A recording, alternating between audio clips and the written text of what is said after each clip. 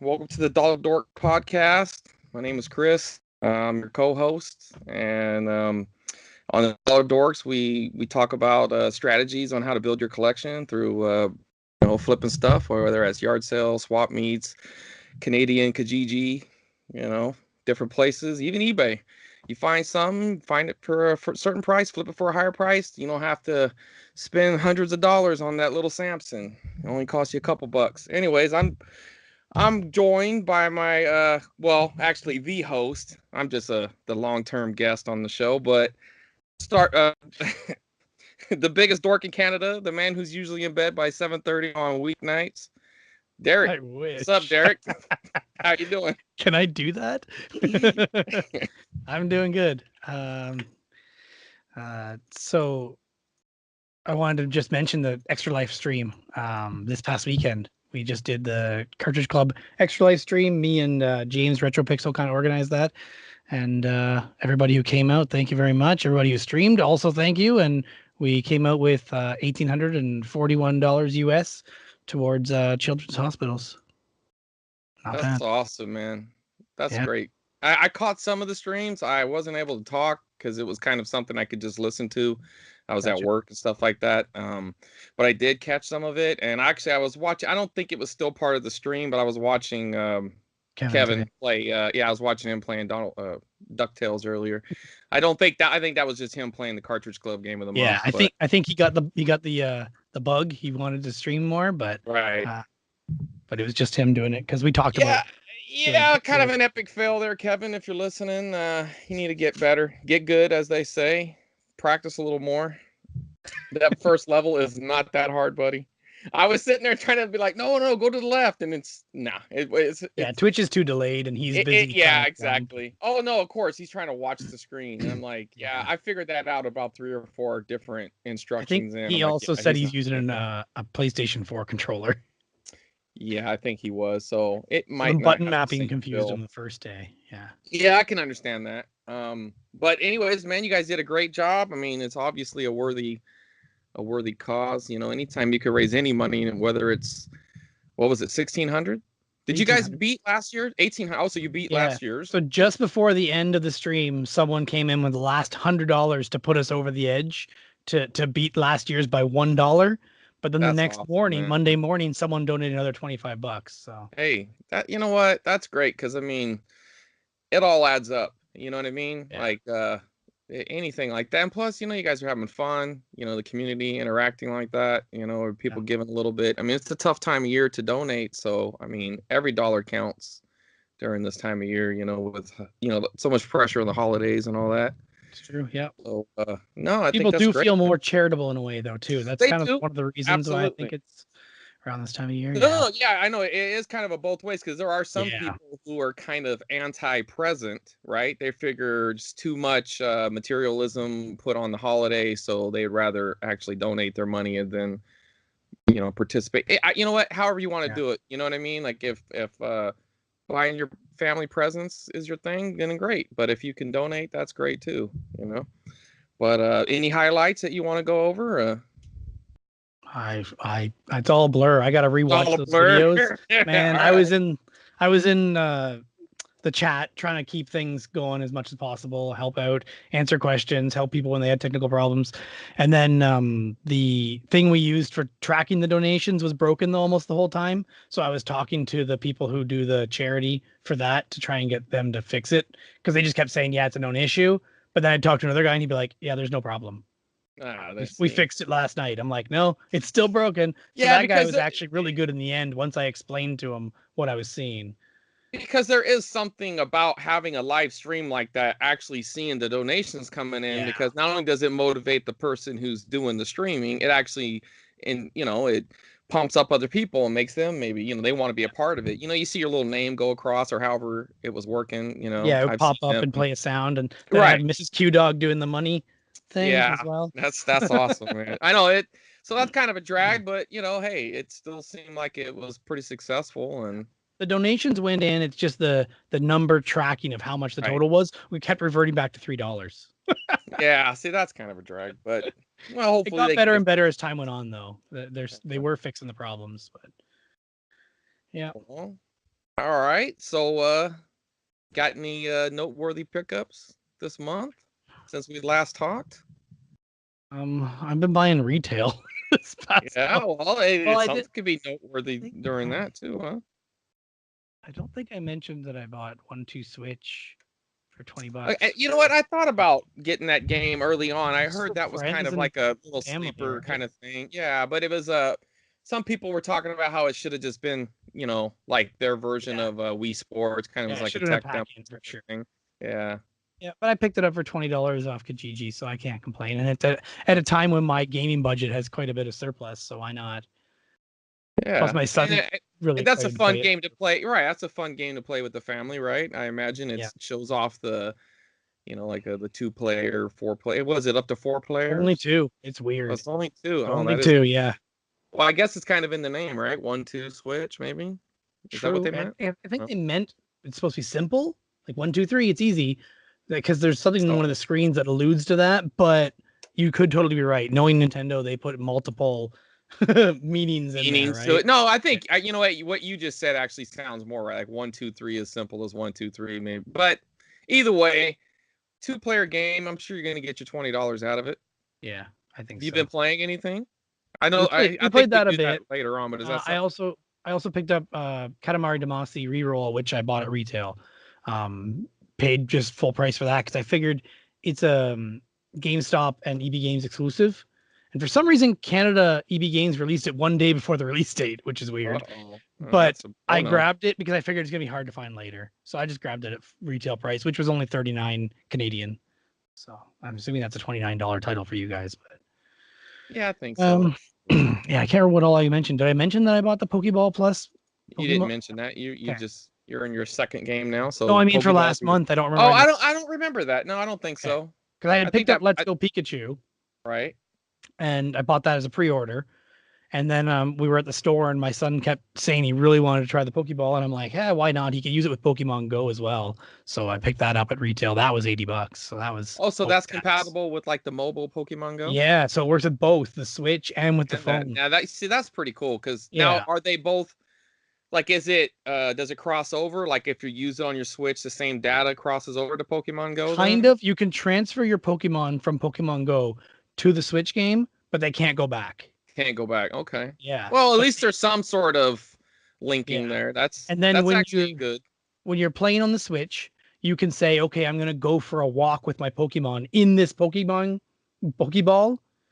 and then the Pokemon goes in it, and you can play with them inside the ball. But if you play Pokemon Go while there's a Pokemon in the ball, that also gives that Pokemon experience. Okay. Yeah, kind of neat. Yeah. I mean, it's a little I get. pricey, but hey, Yeah, you had surplus, like you said. That's why we flip shit, right? So we can yeah, buy expensive crap and not feel so guilty about it. yep. Now, did you get any of the amiibos that kind of are compatible with? You didn't get the Switch game, did you? You just got Yeah, that we got ball. the Switch game a while Okay, so ago. you did. And Okay, so did you get the I got pre-ordered Pokemon? it. Did you get Nope, that?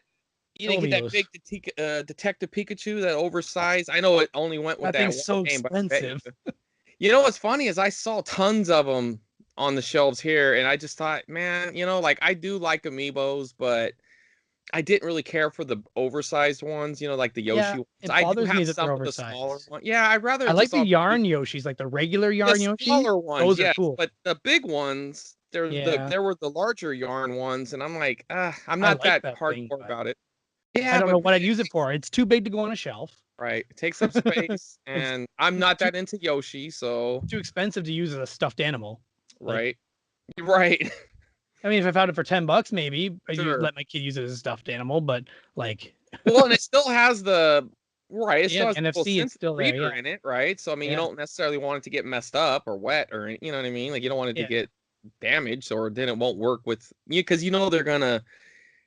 That is the one thing about the amiibos that I do kind of applaud Nintendo for is they have refreshed older amiibos, which on the resale end is absolutely fantastic. Because if you really didn't care about like those early Zelda amiibos, whenever Breath of the Wild came out and all these older Zelda amiibos were compatible with it, then the prices started skyrocketing on them again, where that market was really flat. Well, Actually, two it was loose ones of the Smash Bros. even yeah, and now the original Smash Bro ones, they're going to be compatible with the new Smash that was just. I really hope so, because I've got one more Smash Bros. Link in box I picked up for $10 at a GameSwap, and I'm hoping to sell it for whatever I can get. Right, 20-30. They have been very they've been very consistent with making sure they're backwards compatible, and sometimes they're not necessarily like with the Legend of Zelda ones.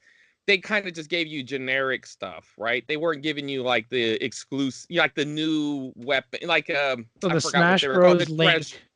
The Smash Bros. Link would give you the horse, the original horse from. Right. He would give you the horse from Ocarina of Time, so that's why it was valuable. That's why that one shot up. That one was going up for $40. There were some though. I forgot which one it was, but there were some that just kind of spit out some normal crap. Yeah, most that just give you hearts or right. But it was still cool. I mean, it was still cool, and you can use them several times a day or however it worked. You know, a couple, day, something like that. Yeah, or so many hours. But it was probably once every 24 hours. Yeah. Anyway, whatever it was, I thought it was still kind of a neat little add-on. You know, kind of made them a little more relevant again, where Amiibos kind of had fallen off. I mean, you don't even see them in stores no more. Now they just come out with games in limited quantities. The Boo Amiibo seems to get the shaft on features, though. There's so many games I scan it on, and it's like nothing. Nothing at all. It's a weird one. When the Mario Maker came out, almost every Amiibo, I don't remember any that didn't upload into it where you could use it as like a suit or whatever, like a skin. Yep. Like it didn't necessarily do much other than that, but it was still really neat. Yep. You know, my son still plays that game. It's sitting right there. That's a great game. I mean, I hope they don't just port it. I mean, I don't know. I forget what's been announced or whatever. I hope it's just not a straight port to the Switch, even though I feel like it's smart to, but yeah. Because I mean, let's just port it for 3DS. They did change it a bit. Right, but some people said in a bad way is what I heard. Yeah, I was gonna say I don't think it was for the best. I think they actually dumbed it down a little bit. But if they do I would like to see them do something different, whereas like maybe you add on a couple of the newer Marios like Odyssey or Sunshine or something like that. Give you some maybe not probably not Odyssey, but you know what I'm saying, like the GameCube eras, something like that, right? You could Adventure Link. Well, yeah. Well, the whole different franchise would be great, but I mean, if they don't want to scrap the Mario Maker engine altogether, right? They want to still, because that's what they've been doing. I mean, basically, they've been porting over every successful Wii U game. So, anyway, well, we'll see how it goes. So that's your pickup. So you got any more? I don't think I have anything else. I had some Guitar Hero receiver and Rock Band receiver and drum receiver, but they were in a box. They came together like $1 each at Value Village. Why not? Yeah, you've been doing well. I think they even came with a 3DS charger. No, that was separate. Yeah, 3DS charger was in a separate bag. Yeah, I mean, I haven't picked up that much stuff recently. That's all. Got more in my spreadsheet, but it's all older stuff. Yeah, I probably already talked about it. If I had anything else, it would be probably sitting near me. Can't think of anything. Well, I've had a pretty fantastic calendar month, I guess, for the amount of days since we've last recorded, and also even just in December in general. The first big kind of purchase I got, which didn't cost much, but I was at a swap meet, and this guy, he had a 64 on the ground. It was in really rough shape, but I figured, for $5, the stick on the controller was pretty good, and it was just worth it. I mean, it was missing some stuff. I flipped it for just like a quick $20. You know what I mean? I was just like, whatever. I didn't even. Yeah, I think I might not even have gave the controller. Yeah, it was just the console. I think I even. I was gonna say the controller itself could sell for $20. Yeah, but it was to my ex-brother-in-law, my kid's uncle. He was telling me, but I think he told me he had. You know what? He actually did. He told me he still had his controller, so he didn't need a controller. So I was like, well, hey, I got a console at the house. It's in rough shape. I'll clean it up for you if you want it. $20. And he's like, yeah. So gave it to him. Worked great. But anyways, the point of that pickup was, as I'm sitting there chatting with the guy's like, I got a PlayStation 2 cabinet at home. And I was like, oh, you like a sports display? And he's like, yeah. I was like, cool, man. Like, what do you want for it? And he's like, I'll sell it to you for $100. Which, if anybody out there, most people do, but if you know anything about these things, they they tend to run a lot higher than 100. Even on the low end, they're usually in the 400 to 500 range. Especially this one, the door. I mean, everything's really good about it. I mean, it's used. You know, it's not mint or anything. But and then so yeah, I went and picked that up. And when I was there, you know, he in the picture he had the Mario Maker. Now that we're actually talking about it, it's kind of topical. Yeah. It had the Mario Maker Wii U box, and I was like, "Hey, will you throw that box in?" He goes, "Yeah, sure." That thing usually goes for about $50 in the condition mine's in. I mean, it's and it had everything in it other than the Wii. No, the Wii U. It didn't have the Wii U. It didn't have the Amiibo. But I ended up picking up an Amiibo for 13 shipped on eBay, and somehow miraculously it got to me. The guy sent it in a bubble mailer out of all. I saw that things. picture. Yeah, and I'm like, I could not believe it when I saw the lady's like, "Yeah, you got something," and I'm thinking the only thing I should be getting is that Amiibo, and she comes and I was telling her it's probably in a box, and she goes, "Oh no, it's in a you know, envelope," and I'm like, "Oh man." Boy. But it was perfect. And I was like, "All right." Normally, I wouldn't care because I open them. You know what I mean? I like to use them. Yeah. You still don't want it to be destroyed or broken off the stand. No. I didn't. Yeah, absolutely. But I wouldn't have really cared much if the packaging was damaged, as long as the Amiibo itself wasn't. Yeah. But in this case, I actually wanted to put it back in the box because it has a little opening on the box where it displays it. So if it was damaged, I was just gonna ship it right back. But it wasn't, and it worked out. And I did kind of send him a little note, kind of telling him like, you know, bro, I mean, it worked out in your favor this time, but that's bad form, dude. You know what I mean? Like, yeah, Amiibos should come in boxes. If it's gonna cost you more, then charge more on the price. That's just the name of the game. You know what I mean? But nonetheless, it worked out. So that was a cool. And then I went on a little rush where I was picking up black box titles. I just kept running into them, but not the games, just the boxes. Even though they were actually complete, but that wasn't my goal. My goal was just kind of. I'm not much into the boxes, but I just really like the way that set looks. There's something about the simplicity of it. Even though there's going to be some that are going to make me cry to actually have to pay for, like that big box Dynamite and the stack up, the Donkey Kongs. They're all pretty pricey.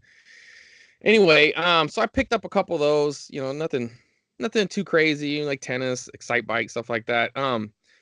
But there was an ad on on a Facebook Marketplace for this guy was selling.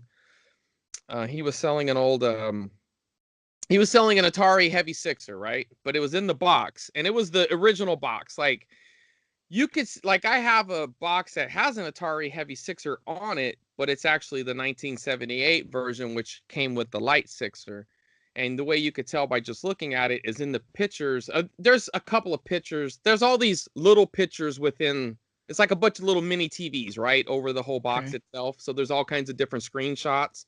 Well, the people usually mention the knight, right, from like a chess knight, the little horse. Like this a knight, right? Yeah. I haven't played chess in a while. The horse from the chess piece. That's one of the pieces that, for whatever reason, well, it doesn't matter. The horse. Doesn't matter. For one of the reasons, whenever I don't know why, but whenever they switched over to the next year, that was one of the pictures they replaced. So that's usually the one that you notice right away because it's right in the center and it's sticks out. So I did notice that. So I was like, okay, that's a Heavy Sixer box, and it was really clean. Everything was good. So I wasn't able to get it initially because it was, you know, it was a good little drive. I had to go to the Bay Area, which is a couple 100 miles from where I live. So I wanted to kind of like make it into a thing, not just going just for the sake of going. You know what I mean? I wanted to like, okay, I'm gonna go and sightsee or whatever. Anyway, so I hooked up that deal. Went, picked it up. It was even better condition than I expected. Like the pictures were really good, but I mean, just the amount of everything was original stuff. Like it came with a bunch of manuals. It's all like the first run manuals, you know, from like the very early Atari box. It was a really good deal. And then I decided to go over to, because it wasn't that far from Sunnyvale, which is Sunnyvale, California, which is actually the original where the Atari headquarters was. So I decided to go over there. So I went over there and took a picture out front, you know, did the stupid tourist thing. And I just had, I don't know, I just had like this feeling that I was going to, like, I just really wanted to hunt more, right? So I decided to go hit up a couple of game stores. And I don't know, man, I mean, call it just intuition or luck or whatever, but I knew I was gonna find something because I was still kind of hot riding the high off of that that Hex that sticker I sold, right? Yeah. I don't know if we talked. I think it sold after the last podcast, Yeah, I but don't think you mentioned it. I mean, Bill mentioned it, but I don't think you did. yeah, yeah. Anyways, in the very first Atari controllers, they came with this little hexagon sticker. They're actually called discs, right? It's a sticker, but it's made out of like a, I think it's aluminum. It feels like a very thin piece of an aluminum, right?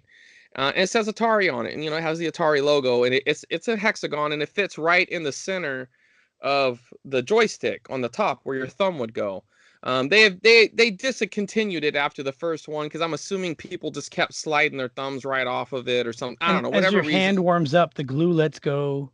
Right, and those little stickers just come right off, and it was probably even a cost cutting thing. Like, we don't need to do that. Nobody cares. The other way you could tell that you have a first run controller, if it has a sticker, obviously, but it'll have the divot there for the sticker. That's one way.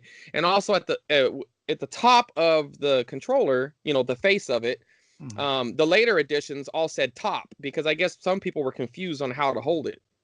Because if you don't know how to hold it, it all looks the same, right? The button could be at the bottom, the button could be on the side. It was confusing to people. So the next generation of the controller, they put top at it. And those go for a little more. They typically, if you can get a set of them, you can usually get about $50 to $60, especially if they're in good condition. I think you could even push the market on one and probably get 35, 40 bucks for it. It just really depends on how many's on eBay at the time. So, I had about a little over a year ago, I had bought a lot at a swap meet, and it had a heavy sixer in it. And it had some box games in it, and one of those games was a combat. It's called a gatefold because it opens up. In records they also call them gatefolds when they do something like that. Okay. So it's a gatefold box, which all that really is just a fancy way of saying it's the early box. It's one of the first boxes that came out, and the gatefold because it opens up like that. Well, I at the time, I guess I just didn't notice it, but it actually had two of those hex stickers stuck on the box. So fast forward to like a day before fast forward, right? I'm sitting in my printer room where I'm printing up some labels to send some stuff off. And I was thinking about that combat box earlier, and I, like a couple days earlier, I thought, it was in that room, and I thought, what, I need to bring it into the game room and kind of display it, or just put it with the other Atari boxes. And out of the corner of my eye, man, I see that sticker on that box, and then I notice there's two stickers, and I'm like, are you fucking kidding me? Like, I mean, that's like, and just earlier that day, a guy sold a pair for $200 of those stickers. So I thought, you know what? There's nothing else. I'm gonna push the market. I didn't want to sell them both because I already had one. I wanted to have a pair. I didn't really think I needed three, and plus I was gonna use the money from that to buy the box heavy sixer. I figured, you know what? I'll sell this sticker. I'll buy this heavy sixer, and which is exactly what I ended up doing. So I put it up for $135, and it lasted all of a couple of hours. And I was just like, wow. Of course, that got me the piece of shit award from Bill. But with love. Yes. Love. Yeah. Peace and love. Anyway, so back to that. As I'm sitting there in Sunnyvale, I'm thinking, I was like, man, I want to start looking at every fucking cart, because that's the second time I found some stickers that way. They weren't on the controller. Well, the first time I found it actually stuck to the side of the controller. So all I can imagine is it slipped off. The guy just stuck it to the side because he didn't want to lose it or whatever. And I can imagine the same thing happened with those. The guy, whoever had that Atari, they both came off. So instead of losing them, they just stuck them right on the combat box just for the hell of it, right? So now I'm like, dude, I'm gonna look through every fucking Atari cart. I'm on a scavenger hunt now, right? So I go to this game store. I really don't want to mention it because I don't want to embarrass them, because it's could be embarrassing for it. And I like to go back to the store, and people are fucking trolls. They'll fucking tease them about it. But so I go to the store, and the owner's there, one of their employees. I've met these guys before, really nice guys. I'm going through their Atari stack, and I see something unusual. And I've been looking for a prototype for a long time. I always imagined I'd find probably an NES prototype, and typically the way you could tell you found one is they're heavier, for one, and they usually just have a sticker on them that'll just have the name on it. Sometimes they'll say Prototype, sometimes it just handwritten, but there's something about it. You know it when you see it. And I'm looking at this thing and I'm like, son of a bitch, I just found a Prototype. So I found Fire World Part 2, which, well, it says Fire World. It's Sword Quest Part 2. It was the second. Yeah. Sword Quest originally was going to have 4 games. They were part of a contest. I don't want to get all into that, but Atari had a contest, and they were going to release 4 games. One was Air World never came out. One was Sword Quest. Let me see. They're right here. I know of them, but I don't remember. Yeah, Earth World, Fire World, Air World, and Water World.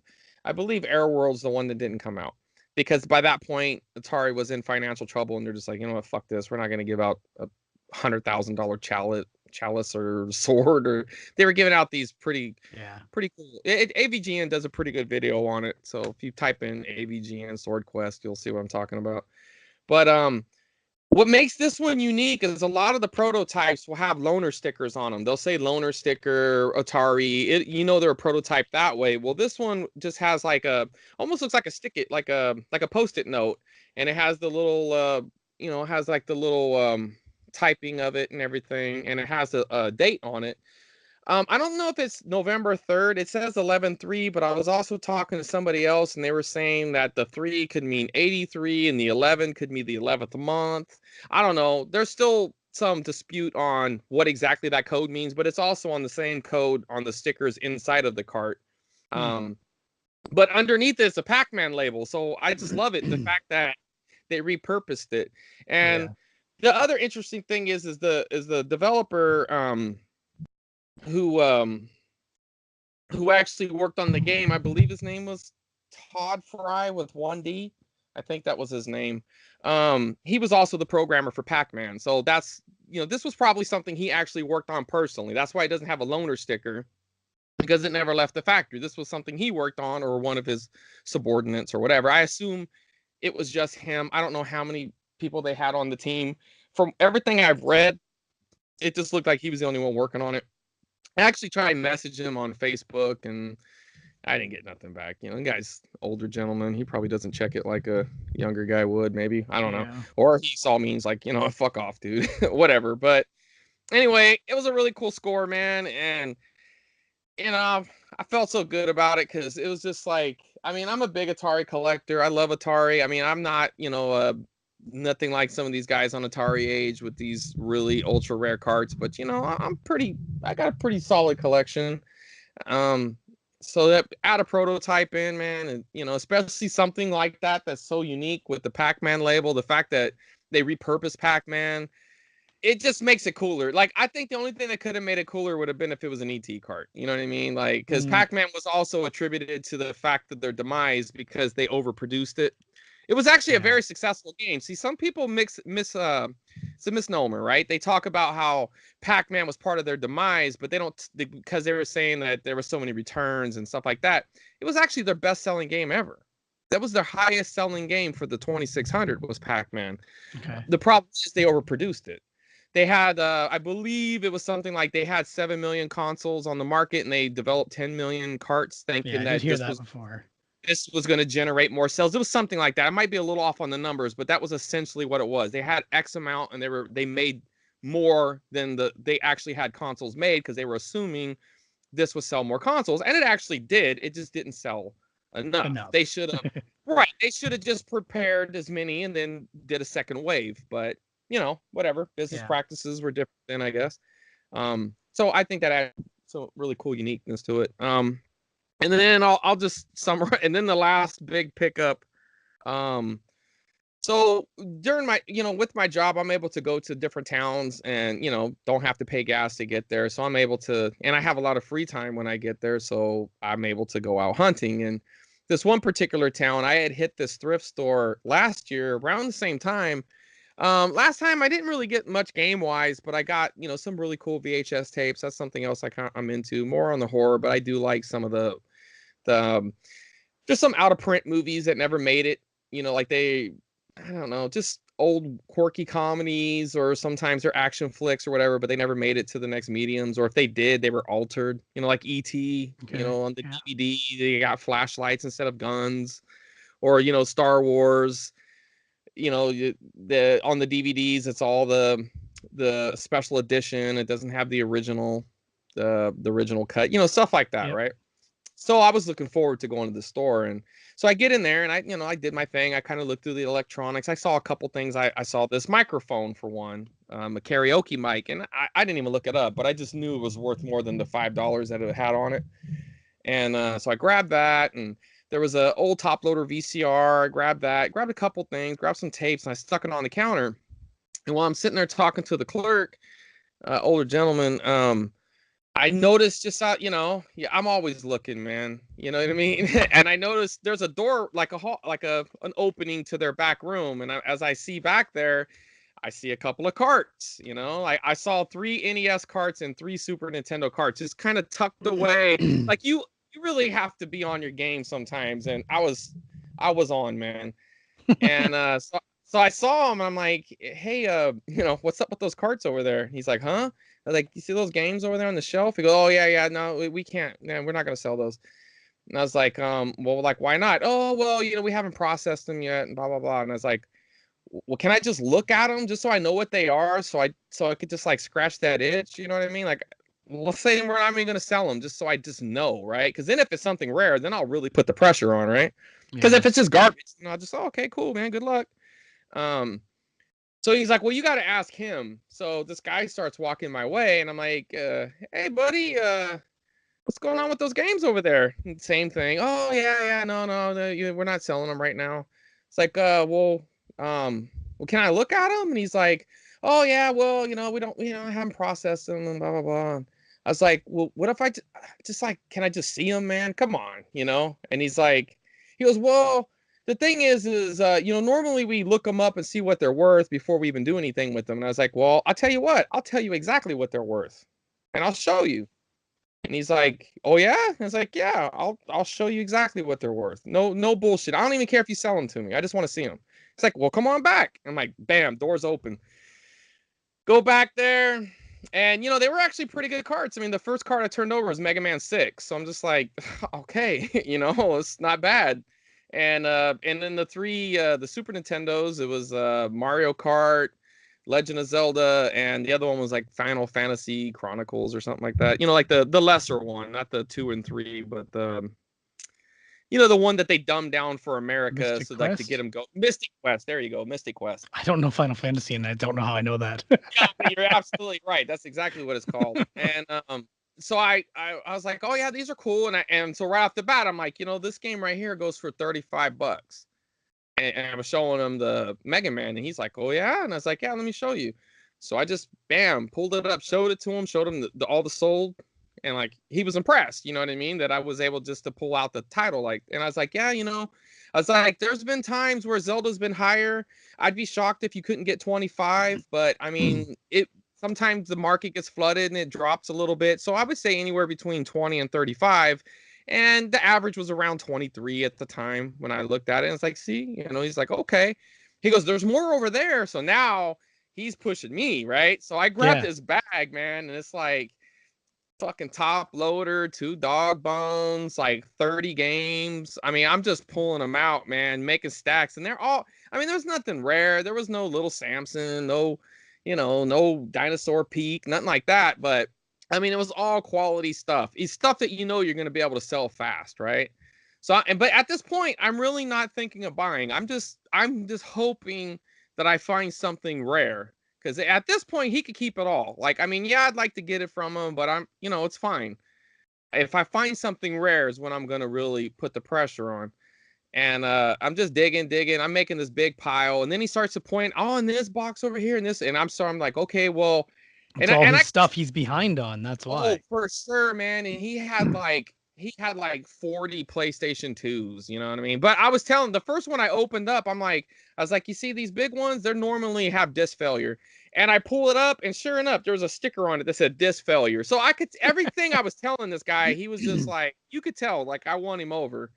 And I was like, yeah, I was like, I won't bullshit you, man. I'll tell you exactly what they're worth. It's like, I won't pay you what they're worth, but, and he goes, no, I totally understand. This is what I do. I buy stuff cheaper and I flip it. So we were like one and the same. He just wants to make some money on it. Exactly. And he's been taking all this crap to game stores. And and I, right when he said, I've been taking him to Madeira, I was like, oh, so you're taking him to Blue Shell? That's, that's the only game store in Madeira.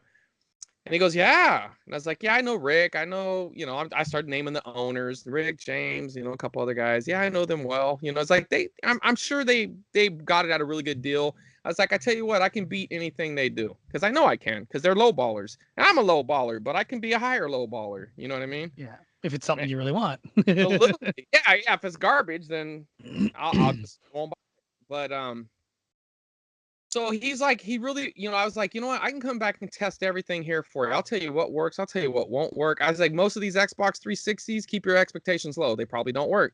Most of these PlayStation 2s probably don't work. I was like, but that he had the, I don't know, that camera for the new Xbox. I forget the name of it, but Kinect. There you go. He had that. I was like, that's got to be $30. And I looked it up. It was like $35. I was like, see, you got money sitting here. There's a lot of money. I mean, you could sell these things broken. You just got to find the right person. And then you sell these bulk, you could still make money even on broken ones. So he's like, well, I really want you to come back and check this stuff out and everything. I'm like, yeah, I'll do that. And then I started grabbing stuff. He goes, man, I'd rather just sell you all of it. And I'm like, all right. I was like, I'm not opposed to that.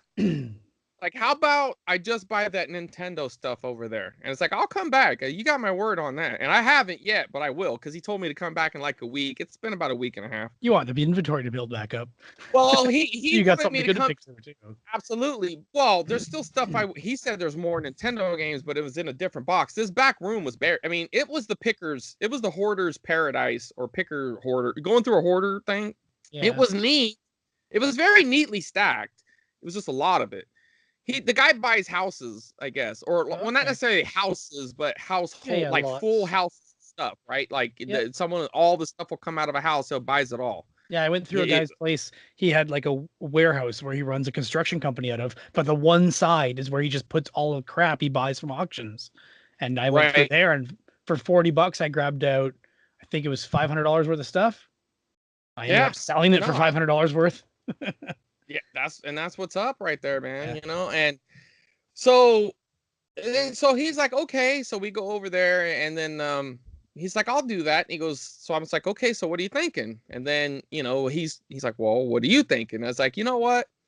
I'm gonna throw out a number. Now you're asking for the first number, so I'll give you one. I normally I try to put it back on you, but you've been real good to me, so I was like, how about $100? So he's thinking about it. He goes, I was thinking more like 300, and I was like, 300 isn't a bad price, but that's really close.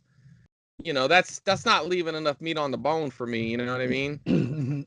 And he's like, how about 250? And so I'm thinking about it, and I'm looking up all the Nintendo stuff, and I was like, there's enough to at least double my money here, plus keep stuff if I want something. You know what I mean? I was thinking like the top loader and the dog bones, I'll put them to the side and sell all the other stuff. And I was like, you know what? I'll do that. I'll meet your price, but I want the stuff on that counter over there too. You throw that stuff in, you got a deal. And so he looked over there. He goes, yeah, that's fine. So I was like, I don't want to test it anyway. Yeah, well, but the stuff on the counter was the tapes for the tapes. Right? That's just bullshit for me. But that I knew that mic was going to be at least $70. I knew it. I just knew, and I'm like, that mic's gonna. Now this lot isn't 250. Now this lot is 180. And I'm totally comfortable at 180 because that'll be gone before. If I listed them right there, I'd have my money back before I got home. Easily. I know it. I just know. And that's exactly what happened. A couple days later, I waited. I didn't do it the next day, but when I started listing them, it was just, you saw the post. It's just all sales. It's all from ridiculous. That lot. Yeah. And I've sold a couple since then. I just haven't put up. But plus I sold a bunch on Instagram too. I had guys hitting me up on Instagram. So that's another thing, obviously you got to explore all avenues. eBay's great, but if you could sell stuff without those fees, for sure. A lot of times people don't care. Some people are really, and I don't understand it because eBay is really customer friendly, but some people don't trust eBay. So they'd rather buy through something like Instagram where you actually have zero protection, but your reputation is what, and I have a good reputation. I've never burned anybody, and I'm not going to start over a $15 game either. I mean, that's not going to, you know what I mean? If I decide to ever do it, I'm going to make sure. Yeah, it's going to be a little Samson. Exactly. It's going to be worth ruining the reputation over. It's not going to be over a, $15 cart, but and I also got in a really good trade with a friend. He needed some games, and now he's going to mod a top loader for me, and turned out really good. I mean, it was a very good buy, and it's always a rush whenever you're digging, man. I even told him, as I was like, man, I could have not even bought anything, and I would have been happy because I'm working right now. I'm getting paid. I'm on the clock for my job, so I'm getting paid to just dig around in somebody's back room. Yeah. And that's a rush because it's the unexpected. You never know what you're gonna find. So it was pretty cool, man. It was definitely it was a good moment, and I can't wait to get back out there because I mean this guy has to have 200 tubs in that back room easily. Ridiculous. And he's in the guns. He don't even care about that. He even told me, it's funny because they're older gentlemen, and he's like, man, we barely know how to hook up a VCR. And I was like, dude, I could train you. I was like, I'll show you. I mean, unless you don't want me to, but if you want me to, I'll show you. And I won't charge you a penny. I was like, just let me and you don't even have to, but if you find something, give me a shot at it. That's all. And you don't have to. There's no conditions here. Do it or don't. But if you do, you'll get a fair shake out of me. I won't come here trying to rip you off and talk you into it. Now, I'll admit, if there was a world championship cart sitting back there, I might have had to leave it up to him to figure out the value, but I wouldn't have lied to him though. I just wouldn't have talked about it. Yeah, it would have been one of the ones it would have been one of the ones I wouldn't have mentioned, but anyways, it was a pretty good pickup, man. So, let me see. Let's get back to we'll move on to the next section. I sure could use a pickup like that. Yeah, and it's always, it's good whenever you get the feedback from your friends online. It's a good feeling, man. Yeah. Like it's fun. You know what I mean? Like I enjoy it, and I get a lot of enjoyment out of it altogether. So it's not always just about how much you make off of it either. You know what I mean? Yeah. Well, it's also about building your own collection too. You keep a couple things out of there, and you're like, I've been looking for this. I've been buying for this long, and I haven't found this yet. Now I've got it, right? Yeah, I mean, unfortunately, there wasn't any particular game I needed, but the top loader, the dog bones. I'm getting it modded. So, and dog bones are great traders. I've never had a dog bone yet. Is that right? Yeah, never. Well, we'll see. I've only seen them in stores. We'll see if Canadian Santa gets you one. Yeah. American Santa should get me one. Right. They're easier to find there. Yeah. Damn it. I lost my page, man. Good job. I know it. I'm pulling it up. Shit, here we go. All right. No, here we don't go. What are you selling? That's the next. There you go. What are you selling? All right, Derek. What are you selling? I don't even remember what I have for sale. Damn. Now I gave you all that time. I was stalling here. I would be the answer though. You did, but shit, I got buried here. I've got random games. Nothing good. Nothing noteworthy at all. Like, what's your highest dollar item right now? I'm trying to get to my listings. What do we got? 3050 Silent Hill 4 The Room for original Xbox sealed. Okay. I still have a pair of Nike shoes that I'm trying to sell for my wife. She picked up these Japanese exclusive high top gold, pink, and blue shoes for $80. They've been listed for almost a year now. It's kind of annoying. Yeah, now do you ever have like a cutoff point where you're just like, you know what, fuck this? Those aren't costing me anything to have them up for sale. The problem is I just don't want to have them anymore. My wife's like, I could post them on Facebook for like $20 and I'm sure they'll sell. I'm like, yeah, but we know they're worth more. It just bothers me. Yeah, because I did see when I first bought them when we first bought them, I think she bought them for like $15 or something, maybe. I can't remember. Maybe it was even less. But we saw a sold listing on eBay at that time that was, I think, $120. Oh, so you're pumped up, thinking. Well, yeah, why not, right? Absolutely, of course. Especially when one sold. And then finding out they're Japanese exclusive. My wife wanted to keep them, but they didn't quite fit her right. So she's like, I don't need them. I'd rather sell them. Plus, they're in good condition, so they're a perfect seller candidate. But anyway, enough about the shoes. Resident Evil Deadly Silence for Nintendo DS complete, which is one of the very few rated M Nintendo DS games that's listed at $55. I did have someone ask me if I could make the shipping cheaper. Or no, he asked me is that shipping accurate to like British Columbia? I'm like, yeah, it's right. That is the part that's kind of, man, I imagine as a Canadian seller, you must get that a lot. I don't get it that much.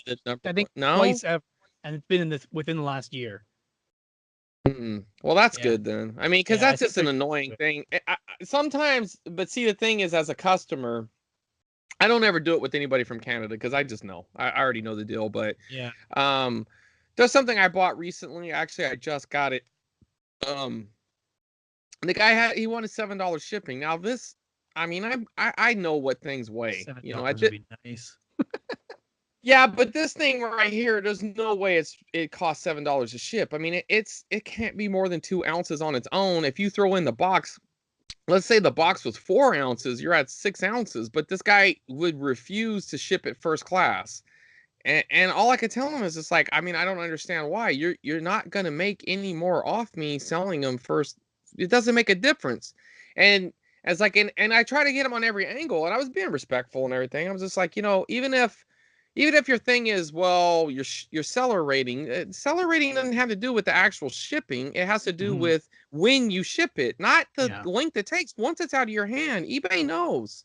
You know what I mean? It's how long it took you to ship it off, not how long it took to get to me. Granted, there is that little date that says, did it arrive before this date? So it could affect them in theory, but there's no reason why it shouldn't. Plus, I'm a very reasonable person. If I could see it's been out there and if it becomes lost, then, you know, we'll worry about it then. But eBay will take care of that. It won't hurt the seller. We're both going to get paid in that circumstance. If it gets lost in route, he'll still get to keep the money and I'll get a refund and eBay eats it. It's just the way it is. I know this because I've had it happen. Not everybody knows that, but that is something. I've never heard that. Our next, yes. If I were to ship you something, right? Yeah. And it clearly shows a tracking number. It clearly shows me dropping it off at the post office, and it clearly shows that it was in their possession, and it never gets to you. I don't lose. You don't lose. Neither one of us. Now, I can lose if I don't go through the motions and call and get on the phone with eBay and make somebody. I've never heard that before. What I've heard is in that scenario, if there is no shipping insurance, then the buyer is screwed. Sorry, the seller is screwed. No, that's only about that. And someone might try to correct me, but I know that they can try all they want. If they want to be a victim, go ahead. But that's not true. The truth of it is the insurance covers damage. That's what the insurance is about, is damage. If it gets damaged on route and they receive it and it's damaged because of the post office and you didn't go insurance and it's not priority, so you don't have the built-in insurance, then as the seller, you're screwed. But as in a situation where it gets lost or like it gets stolen or whatever on their porch, the buyer gets his money back. The seller does not lose. But you have to make sure you call the number, get on the phone. Have you found that anywhere on eBay's site or not? It doesn't matter. I don't know where it is, but I'll tell you. I'm just curious because if you had it, that would make it easier. I don't know, and I wish I can give you a link to it because that is one thing about eBay. They are very protective of things like this. Their little secrets, like trying to find their phone number, is almost impossible. It might have gotten easier over the years, but there was a time where I'm serious. It took me an hour and a half to get their number. And I'm going through Google search. They wipe it. You type in, Google their phone number. It might pop up now, but 3 years ago, if you did, you wouldn't even find it in Google. I had to dig and dig. I went through so many boxes on help, email, help, this, and finally got their phone number. It was like a treasure hunt. Yeah. That's why I give it out to people all the time. I was like, I don't know how hard it is to find now, but it was nearly impossible then. So yeah, if you ship it out and you've done your job, it just like another thing is like, let's say there's a credit card scam, because I've had this happen where I've gotten an email from them saying, hey, if you haven't shipped already, don't ship because there's fraud, right? Well, if you've already shipped it out, doesn't matter. Matter of fact, if you're savvy enough, okay, and you, I'll tell you a situation that happened. If you're savvy enough and you read that email without actually opening it, type of reading, you know, like sometimes you can see a preview of it and you know what's happening, get to the damn post office and ship that thing off, because it'll be shipped. You'll still get to keep your money, and there's a chance that it'll get shipped back to you, because you can actually stop the shipping if you're quick enough. And one time I shipped off a PlayStation 2, sold it for $55 plus shipping. I don't know. It was like $60 total, I think. I got a message from them saying there was a credit card scam. As long as my tracking number was valid, they would release the funds. And so I called them up, made sure. It's like, hey, let's go over this tracking number. It's right here. Okay, no problem. They released the funds. And about 2 weeks later, I get a package in the mail. And I'm looking at it, and I was like, son of a bitch. Yeah. Whoever got it, they rejected it. They didn't even want it. They just said, nope, send it back. And it came back, and I didn't even open the box. And I just relisted that listing and sold it again that afternoon. So, you know, eBay's a multi-billion-dollar company that makes a lot of money. I'm not shedding too many tears over them when I win one. You know what I mean? Yeah. But if it bothers you, honesty, then, you know, then don't do it. I don't have that kind of hang-ups. If it was a mom and pop business, that'd be different. You know what I mean? Yeah. But eBay, they got the insurance. They're good. They make a lot of money off of they make a lot of money off of me for not doing much. Even though I do feel like they provide a great service. Don't get me wrong, they do, but those 10% fees start adding up, man. Yeah. You know. Anyway, so what am I selling? I will say the one thing I'd like to see sold during the whole my prototype cart thing, I actually posted it in a Facebook group, Atari Age, and oh man, you know, those dudes are some bitter old motherfuckers, because it's fake, that's not real, you know, everybody's this and this and this, right? Open it up and prove it. Well, I was still on the road when I'm getting all these messages, like I got no way of opening it. I'm driving, or you know what I mean, or I'm a passenger or whatever. But I'm like, dude, I'll open it when I open it. I don't care if you believe it or not. I know what I got. You know what I mean? The damn thing's heavy. Oh, it's probably this, it's probably that. Well, one of the guys who was giving me some shit initially actually turned out to be a pretty cool guy. And we started chatting a lot. So I forget where I was going with this. Okay, selling. All right. So we ended up working out a trade for something else. Of course, after I did show him the board and showed him everything, all those same dudes, it was just like crickets. You know what I mean? Like, you know, I was like, yeah, that's what I thought. Anyway, so this guy, he got me, he started asking, he's into old Atari 800 and stuff like that. That's kind of his bag. But it made me remember that I had this old Texas Instrument monitor in my garage.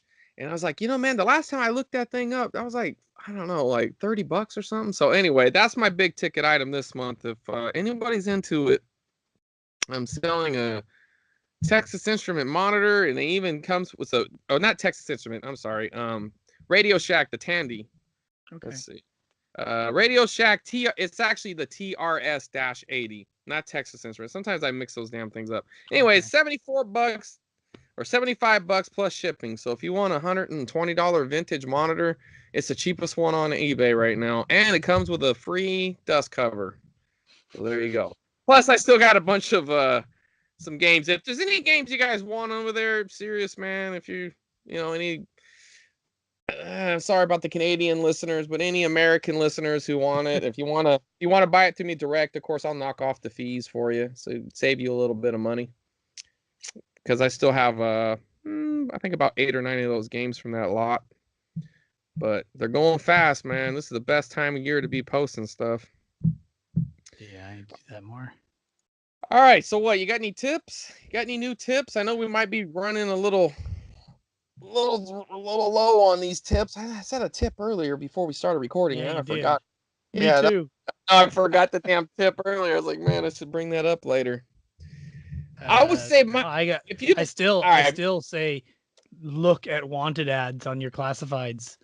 I'm I, still selling stuff when I see an ad, someone posted a wanted ad for Metal Gear Solid HD collection for PS3. I'm like, I have that game. I want to sell it. I already had it priced and took it to Barry and it didn't sell. So I just messaged the guy and said, I'm selling it. I want $15. oh, so this was the wanted, right? They were Yeah. actually Yeah, he wanted the game, which is great because that means he's already yeah, knows he wants to buy he's it. hungry He for it. can't find it. Right. So me giving him the opportunity to buy it, he's more likely to just, buy it and not be one of those Absolutely. people who don't show up. So he Motivated came to my buyer. work and he waited outside of my work for an hour and a half because he said he was there early and he didn't want to call me early just in case he was disturbing me at work. I'm like, no, you could have called. It would be fine. It was over an hour and a half. He's like, I met him at 10 and he said he's been there since 8:45. And right as I walked out to meet him at 10, security from my building started going out and was walking up to him as I was walking right behind the security guard, about to tell him to leave because they thought he was loitering or who knows. Yeah. That's crazy. That worked. That's a really good tip though, man.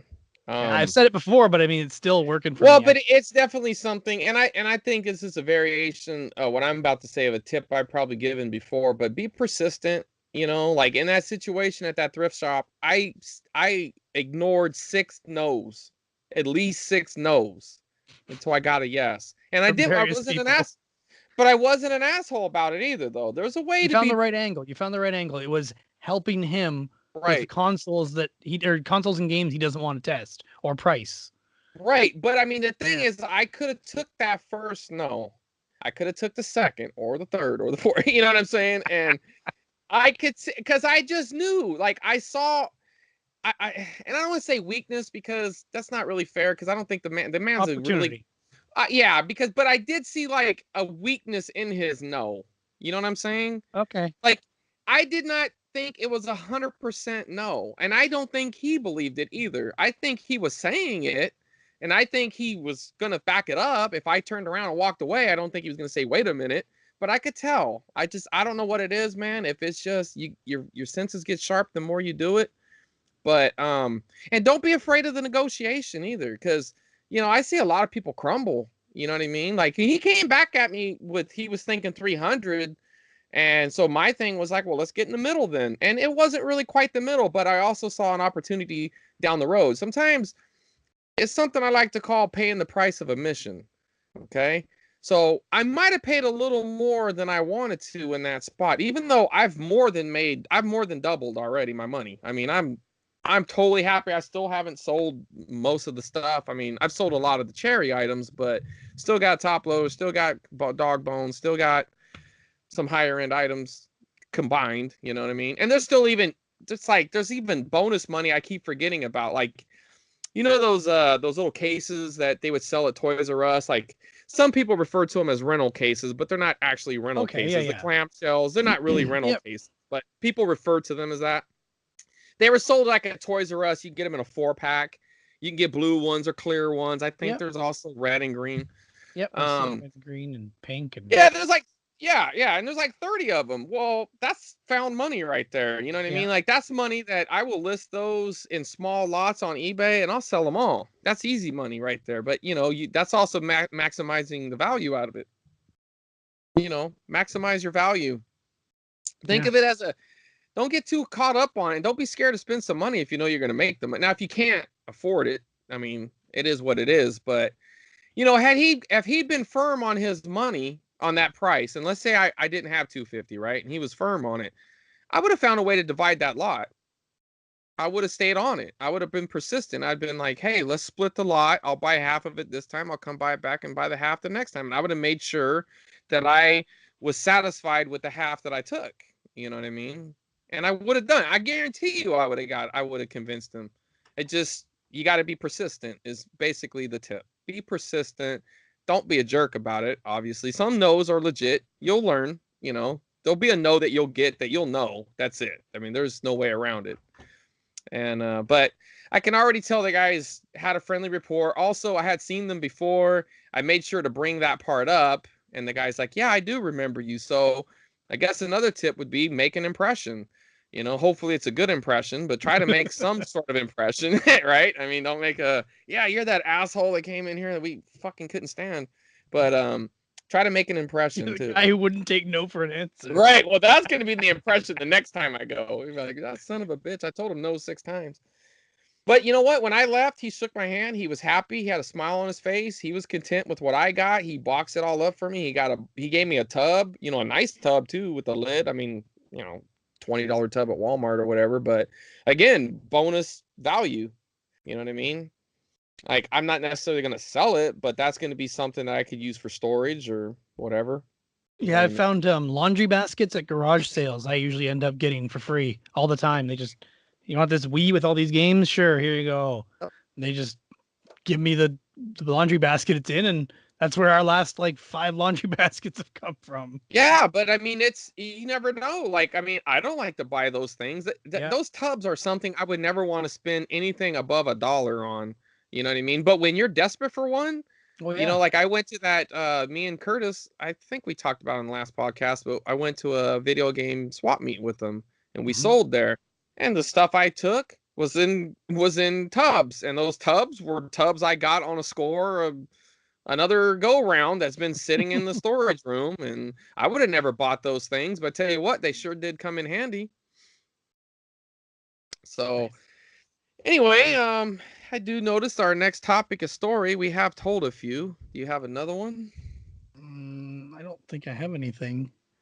I can't remember what's even happened recently. Well, yeah, I mean, you have been a pretty busy man. No Canadian. You got any no Canadian stories, huh? Anything outside of the selling world? Canadian Santa? Did you go take pictures with your child? My wife did. Yeah. And does he look like a regular Coca-Cola Santa, or does he have like one of those I don't know, those bounty suits or anything? No, they're just regular. I thought you were talking about like how legit of a Santa did he look, because there was some Santas that looked pretty freaking fake. Yeah. Yeah. My wife went to the mall with my daughter, not to go to see Santa, but for something else. I think to get a Christmas gift or something. And she walked by the Santa and was like, yeah, we're not going to that guy. My son's going to know it's a fake if you go there. And he's only 5, but yeah, for him to know it's a fake, it must be pretty freaking bad. Yeah, well, you don't want to find out that he's on a list either. Yeah. With that guy that I sold that game to that had the wanted ad, he also has wanted ads for about 4 other games that he's looking for. As I just messaged him after he sold it. I was thinking of going to a game store and see if I could find those games because I've seen them there, and then pick them up and sell them to him, or message him and see what he's willing to pay and then see. But I just messaged him and said, have you checked out this store? And he said, can you give me the address and the phone number? I'm like, dude, you're asking a lot, but whatever. I just sent it to him. I didn't say anything. I just sent it to him. So hopefully he gets it for himself, but he was one of the guys I think has to bus everywhere. So maybe not. But if I'm at that store next time, I'll go check and get the prices and maybe yeah, exactly. But here's the thing. Now you might have yourself a little customer and you know what his tastes are. Yeah. Now Metal Gear games, basically. Well, yeah, but I mean, he might just like Konami in general. He might like action, combat games. Call of Duty for Wii as well is the other one he's looking for. Yeah. I've always heard that game's decent. Modern Warfare for Wii. So you start when you come into those lots of crap that you can't sell, you start sending him pictures. I got a nice little message from Joe, because he likes to do things private. It was really nice of him. A lot of compliments. He's talking about how much he's enjoying me on the podcast. Didn't really say much about you though, Derek. But yeah, exactly. That's okay. He messaged me directly as well. After that time where we were talking about him. Yeah. I think he wanted to make sure we weren't. I got that message too. Okay. But I mean, I got a secondary message, and it's just because he wants you to hook him up. Well, maybe that might be true, but we might have him on sometime in the near future. We can do that for sure. Oh, it's agreed, but we got to anyway. I don't know. Spoiler alert. Yeah. But did you get your voting in on the podcast of the year and game of the year and all that stuff? I think there was some question I skipped, but now I can't remember what it was.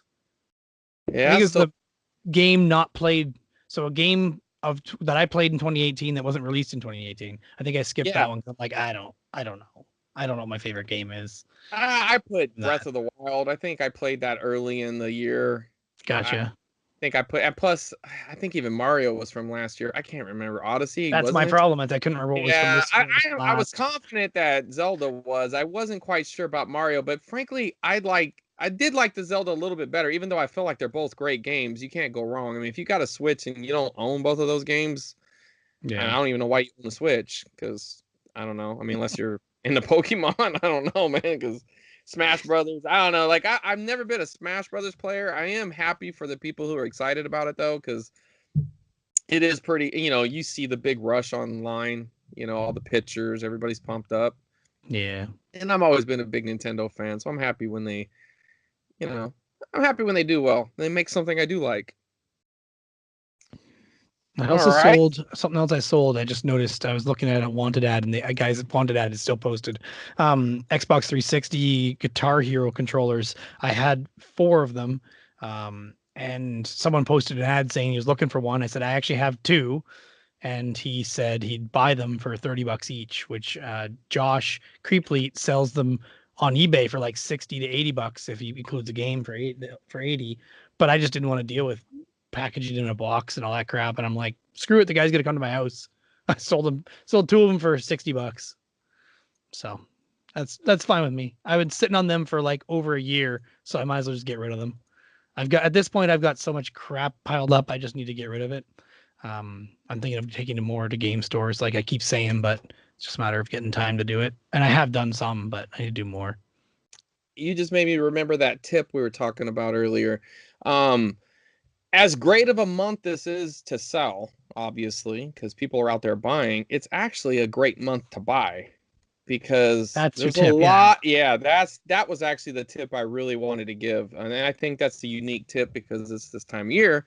But there's a lot of people out there who's selling stuff out of their collection, stuff that you want, right? But you don't want to pay that maximum value. They don't know, they don't have the money to buy what they need, whether it's family obligations or the new Red Dead Redemption, whatever.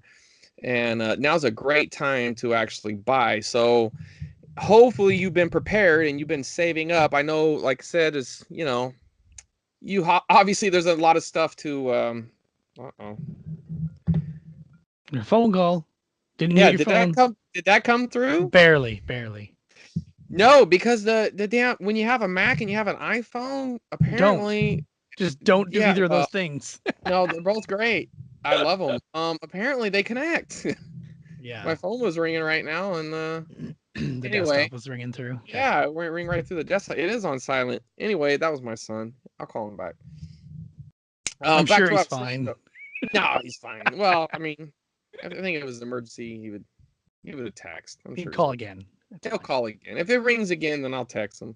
But hopefully you've been prepared. If you were forward thinking enough, you would have been putting away a little bit of money for this month, because a lot of people sell stuff. And the fact is, there's a lot of sellers selling stuff. So there's a lot of competition to sell. So prices do drop, and they drop across the board. There are some, it's a very weird thing, because you will notice some common items, like let's say Mario 3, right? This is typically the time of year where if you go through a chart and you start to look, this will probably be the peak of its price. Will be, your common, like Contra, Mario 3, Castlevania, whatever, just for the NES. I'm just using NES in general, but I mean, it's because you know it good, right? That's why. Right. But I mean, I could have very well had said Xbox games, but whatever these premium games are that people typically want, there's a lot of people who, let's say, they don't have a Nintendo, so that's what their Christmas present is going to be. So they want these games. This will be the time they're going to buy these games. These common, very popular games. So this is the time where those are going up. Where on the flip side of that, the very valuable games typically are going to drop a little bit. Now, you say, how do you know this? Well, I listened to a different podcast. It's the Collector's Quest. And this guy, Johnny Iucci, he's a friend of mine. He's actually, him and the Mighty Q Dog are kindred spirits, because he's a spreadsheet kind of guy too. And you as well. And he tracks a lot of things like this on when to buy, when to sell.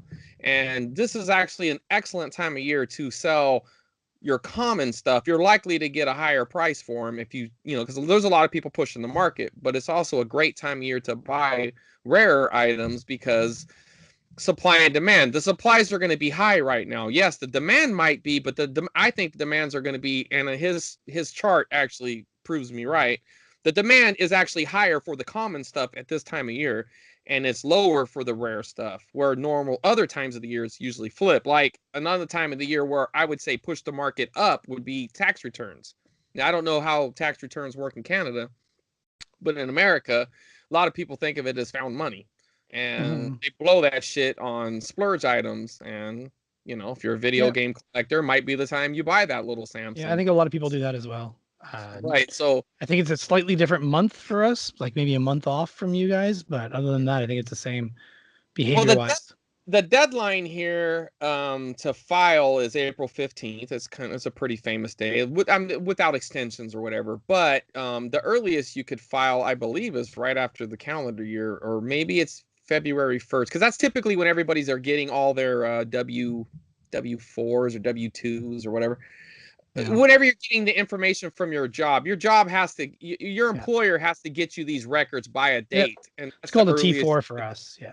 Yeah, it's a W4 for us, I believe. Anyways, that's the earliest you could file is once you get it, but they have a certain date they have to get it to you. So obviously their due date is the earliest typically when people, you know, a lot of employers push it to the end, obviously, but you can get it earlier. Anyways, that in January and February, especially February, might be the time you want to push prices.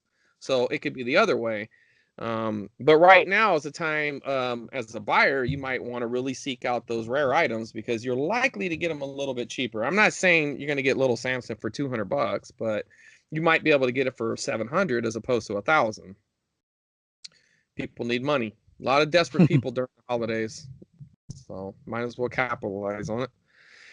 I know our next section is the DD answers, and we have no questions. I do not think we have any questions. So I didn't double check, but I'm pretty sure I didn't send out a tweet asking for questions. I was gonna do it today, but I know I thought about it too. I should have did it. I was gonna do it earlier in the week, and I forgot. But we had so many questions last month. It's fine. Yeah, so there were like 10. Want some more? I know that was kind of our all-time high. Maybe it's because of Bill, you know. And if you're listening to this and you have one, just tweet it. We'll find it. Don't worry about it. Doesn't have to be right now. It doesn't have to be when we ask for it or when we tweet it out. Just anytime. You know, the funny thing was when early on, you know, when I was on the show, I started answering the questions right there, and I was like, oh wait a minute, that's for the show. It's like, hey, just disregard that. You know, it's fine. Yeah, at least they get an answer. Right. So, been watching anything new? You got any suggested content? Oh, that's a good point. No, I don't. See, I told you I didn't prepare this time because it's all on you. Right. No, well, but that's great because then it shows you how it is to be on my end. Except I actually pull things out of my ass. I don't see you doing it. No, I can't do that. That's clicking away. I'm going to my YouTube history to see what I watched recently. Yeah, I like YouTube recommendations, but. I hear you. I'm more on the TV end of it, but I'm kind of locked in on my YouTube watching. Very rarely do I add anything new to the rotation. When I do, I'm always thrilled though. You know, whenever I find like that dead meat, love that. Damn, man, I could just watch those all the time. But I'm into horror, so it's kind of cool. Yeah, but you know, if you're into comedy too, though, because the guy's funny, so there's that. Okay. You know what I mean? So if you don't like horror, that's fine. If you like jokes, that's great. So if you like them both, then it's Nirvana, right? I guess, yeah. Anyway, fair enough. I still finding nothing. I mean, well, I'm enjoying DBoss Garage, DEBOSS Garage. They're a YouTube channel out of Ontario that they do, like the guy literally just runs a garage where he fixes cars and stuff, but they do like weird projects and they see viewer rides and stuff like that. They're a good channel. I like watching. They got good production quality. You mechanic? No. You work your own car? I used to. I also used to have an off-road truck where I did off mudding and stuff like that. And But I got out of that just before I got married because it's an expensive ass hobby. It's expensive. Yeah, tires aren't Yeah. cheap. Parts aren't So cheap. eventually I want to get back into it, but not anytime soon, I'm sure. Maybe when the kids are older. I did tell my wife I wanted to buy a four-wheeler sometime and take my son off-roading, but my Right. parents bought all of us kids, like there's four, me and three siblings. They bought all of us a four-wheeler that they keep at their house that we can borrow anytime. So we'll probably do that with the kids sometime. Just my daughter's too young for it, only at 2, right? With a helmet on her head bouncing around, that would be Right. very. Yeah, no, it's not very. Yeah, I don't think she'd enjoy it as much. So, My son would though. He would really, so really where are enjoy it. you in the birthing order? I'm the youngest. The youngest? Oh, okay. Yeah. The baby of the family, huh? Pecking order for that matter. Oh, Yeah. even that you're in the you're last in pecking order too, huh? Well, I would call pecking order the birthing order, but birthing order is just a weird. Do you call it the pecking order? Nah, I birthing don't. order is the order of birth. Pecking Yeah. order, you don't. That's not necessarily. Well, maybe it is in Canada, but here, the pecking order is Maybe I just your understand favorite, your favorite to least favorite. Okay. I pictured it as pecking order as in like chickens eating. No, and you're right. First, but yeah. Yeah, but I don't think that has to do with age. I think that has to do with pecking order could be like if my you're brother's in prison. 5 years older than me when I was 5 and he was 10. Oh, he's a mammoth. Then. Right. No, and that's probably you know what that's probably where it comes from, but I don't think people use it that way though, or not. Well, I don't. Anyways, pecking order, I usually think like you think of like seniority at work or something. Yeah. The pecking order, I couldn't choose who my parents think is their favorite if I had to, in that way either. Yeah. I mean, I am in one way. My sister is because she's the only daughter. My brother Ryan is because he's the oldest. My brother Adam is because he's just different than the rest of us, I guess. I don't know. So he's actually the Malcolm in the middle, so to speak. Yeah, he's not the first one, and he's also not the baby, and he's not the girl, so he's the exactly. He's the other middle child. Yeah, that's crazy. Yeah. Well, all right, good. Learn a little bit about you there. Okay, for me, suggested content. I got 2 shows that I've been kind of going through. They're 2 different types of shows too. One is Mr. Robot. It was a show that was on USA. I've been wanting to watch it and I haven't had a chance, but I decided to go through. So far it's only had 3 seasons, and the 4th season is supposed to be its last season. It's really to do with hacking. It's like a hacking program, but it also has a guy. I don't want to give too many spoilers, but essentially, it might be too much of a spoiler to say, but it definitely has a guy, the central character. There's something up with him, not supernatural or anything, but something up with his personality, so to speak. I tried watching the first episode of that show. I couldn't. I might have to try it again someday, but I understand. Bothered me. No, I get it. It's not for everybody, but there was some guy looked too like, I don't know, depressed or something, or just sad. Well, I mean, it might have been them trying to build his character, is my guess, but I just never gave it a chance. I was babysitting my niece and nephew at their house, right? Yeah, I get it, but I mean, you've kind of nailed what part of his issues. I mean, he's a character with issues, and it's a show I like. I'm not saying it's the best show ever, but it's good. I went through the 3 seasons pretty quickly, and it's a quick watch. I believe there were 13 episodes a season. I think one of the seasons only had 10, but it was really good. And then the show I just started, I went through the first season so far. I believe it's 5 seasons total, and it's completed, so I don't have to worry about any future seasons. It's over. Is The Americans, and man, it's really good. It was a show, I believe it was on FX. I'm pretty sure it was on FX originally. And it's a spy show or it's a spy show that from the 80s, right? Like set in the 80s is what I mean to say. Okay. It's Russian spies who are in America during the Cold War era. And it's really good, man. They pull no punches. A lot of times shows like this, they kind of cheap out a little bit, and I don't feel like I've noticed any of that. It feels times where it needs to be like brutal and violent. It is. It's definitely adult content. There's a lot of sexual situations because they're spies. Yeah, it's like an adult James Bond, without the campiness type of thing. But it's from the Russians' point of view. But there's also the Americans' point of view as well.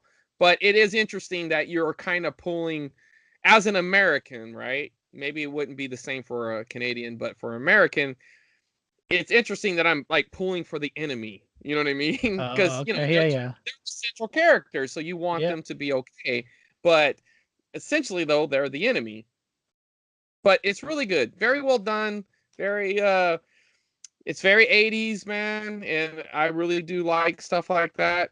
It has the fashion down. They've snuck in a few 80s items. They did mention Nintendo. They didn't actually show it, but the son wanted a Nintendo and his dad got him a telescope and stuff like that. So nice. It's pretty cool. And the songs are good. It's definitely it's really good, man. So I would check it out. If you're into spy thrillers with a little bit of action in there, check it out. Cool. All right, so now I guess we're down to the plugs. But you forgot our idea for a main topic. Did I? I went from the top to the bottom. Let's see. New. We're gonna talk about this month. I thought we were gonna talk about this month. Oh, you're right. I'm sorry. Well, it wasn't on your spreadsheet, man. It is. It's the very first thing, but it's above the. Because you started with the regular agenda. I figured you were gonna skip the whole agenda. Okay, so now we're in the year in review. Okay, and since you're not prepared, I'm not quite sure how this is gonna go. But I'm prepared for the year in review part. Oh, are you? That's the only thing I'm prepared for. Okay, well, all right. So I think if it's my opinion, I think we should do. It's like a two kind of year in review: a year in review of the podcast and a year in review of what you've bought and sold, or maybe focus more on the selling. Was there something you learned this year that is a hot item for you that you're definitely going to be looking out for? Nothing specific. I mean, that keeps just happening organically. I keep finding more and more stuff that's like that, like Xbox One S or X adapter. I mean, if I see one of those things, I'm freaking picking it up because they sell for still $150. I picked one up for Mighty Q Dog. I think I mentioned that last month, but I got one for myself as well. But like stuff like that, just if I see one, and most people don't know what it'll be or what it is, right? Right. And then there's the Guitar Hero adapters. I've been picking those up all through the year. Xbox 360 component cables. Original Xbox component cables. Still, I'm selling them. Was selling them as long as they're good quality. Original ones are the monster ones. Weird accessories is mainly what it's coming down to for me, to be honest. Okay. I mean, it's been a long year. No, it has. It really has. So many things learned. I'm just going to the beginning of the year so I can get into an idea in my head what the first thing I bought of the year was. GameCube Wavebird. I bought just the receiver off eBay. Bill was mad about that. I got it for $15 shipped, under 15. That was a good deal. That's a damn good deal. Yeah. Well, I got 3 bullet points for my biggest new items, which one isn't quite new, but it just definitely refreshed for me, and that's the least out of the 3. But is those Move controllers? I forgot how quick they move, pun intended. Yeah. But man, those things move quick. I mean, I know the VR is kind of seems like it's cooling off a little bit, but man, if you have a VR, that is they're announcing they might be replacing the Move controllers next year. Okay. So if you got them, get them sold. Get them sold. Right. I've got two, but one of them, the expansion plug on the bottom, which isn't used at all, is popped right inside. Okay. So I either got to fix it as a discount or sell it as it is. Sell it cheaper. But I've got 2 of them. One's good and one's that, and I want to sell them in a pair. Sell them in a pair. Just discount the pair a little bit and just point it out.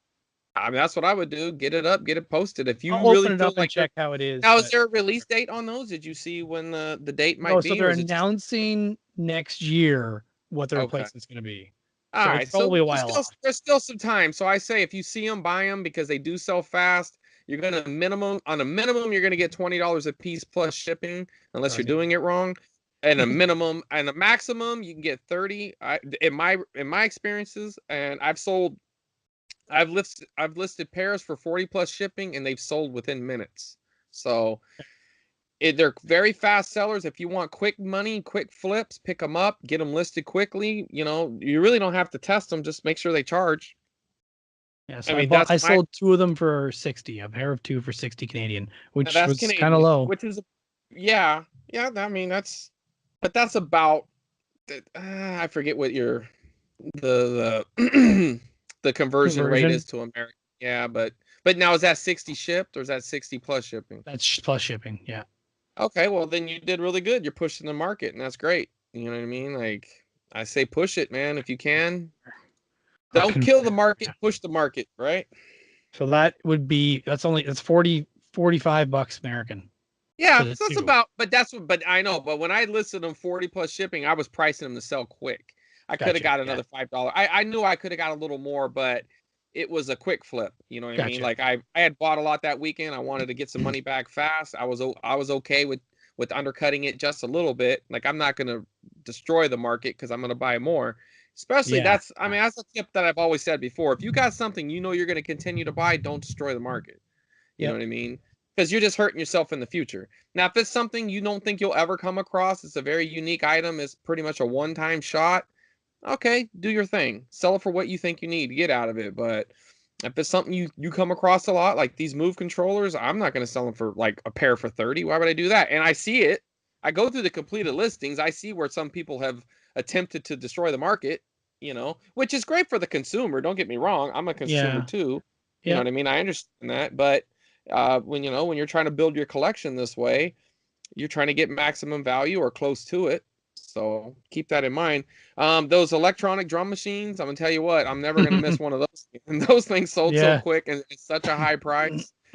And I tell you what, anybody I bought them from didn't know what the hell they had. They just knew it was some crap that they had. They just wanted it gone. So, and that karaoke mic, man. I mean, it was just the other day, and I have sold them before, but this particular brand, this Magic Sing, is very hot in the resale. And not only that, there's like little ROMs that go inside of the mic. Well, people don't even sell it with the ROMs. They actually take the ROMs out and sell them separately. Mine didn't have any ROMs, but those ROMs are selling for 50 bucks like consistently. And there's particular ROMs that I guess are desired and rare that were going for like 75 to 100. Damn. So I swear I've seen one of those mics at the thrift store before. I know you have. I guarantee you have. And I guarantee I've walked past them because they don't look a lot. I mean, because there's toy mics that look very similar. You know what I mean? Let's face it, there's a shitload of different karaoke mics. Well, yeah, but is it a good one is the question, right? You never know when you're looking at it if it's a good one or the one that sells. And that's why we have smartphones, though. Yeah. So I got kids running around. Right. Well, I blame my kids. Forget Magic Sing. Next time I won't. If you do, you're gonna be leaving probably 100 Canadian on the table. You know what I mean? Especially if it has chips in it, because I sold mine for 75 bucks plus $13.65 shipping. So that's pretty good sell for me. For a $5 buy, I'll do that until I run out of money. You know what I mean? Like I'll be a million. I'm looking at the pictures of the chips too, just to see what they look like. Well, there are some bootleg chips on, like, and that's actually the other great thing I noticed in the listings. There's a shitload of bootleg chips, which actually makes the authentic chips more valuable. True. So I'm, and I still don't understand why eBay lets some counterfeit items on the market. I don't either. I think it's just like try to sell a counterfeit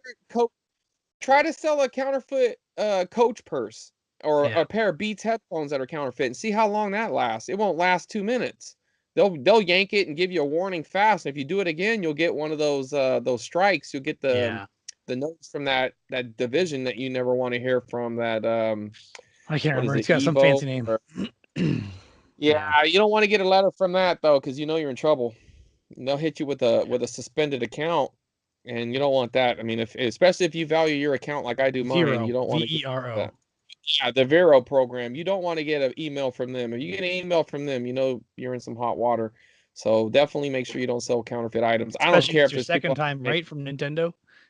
Yeah, I really pushed the issue. I ended up I got the 7-day suspension. I got it down to 4 days, and it wasn't like I couldn't sell anything. I mean, whatever was listed, but I couldn't change the pricing, and I couldn't put any new listings. You feel very you feel it hurts, man. Yeah. I mean, especially if it's something you enjoy doing like I do, you definitely don't want that. So, um, any other cells that you have that that are notable? All right, you got that blank look. All right, well, how about let's review the podcast a little bit. I think this has been a year together, right? I mean, I think I was a guest in January. Is that what it was? And then I started on in February. You have to have that somewhere. Yeah, on the forums, Cartridge Club forums, I have that.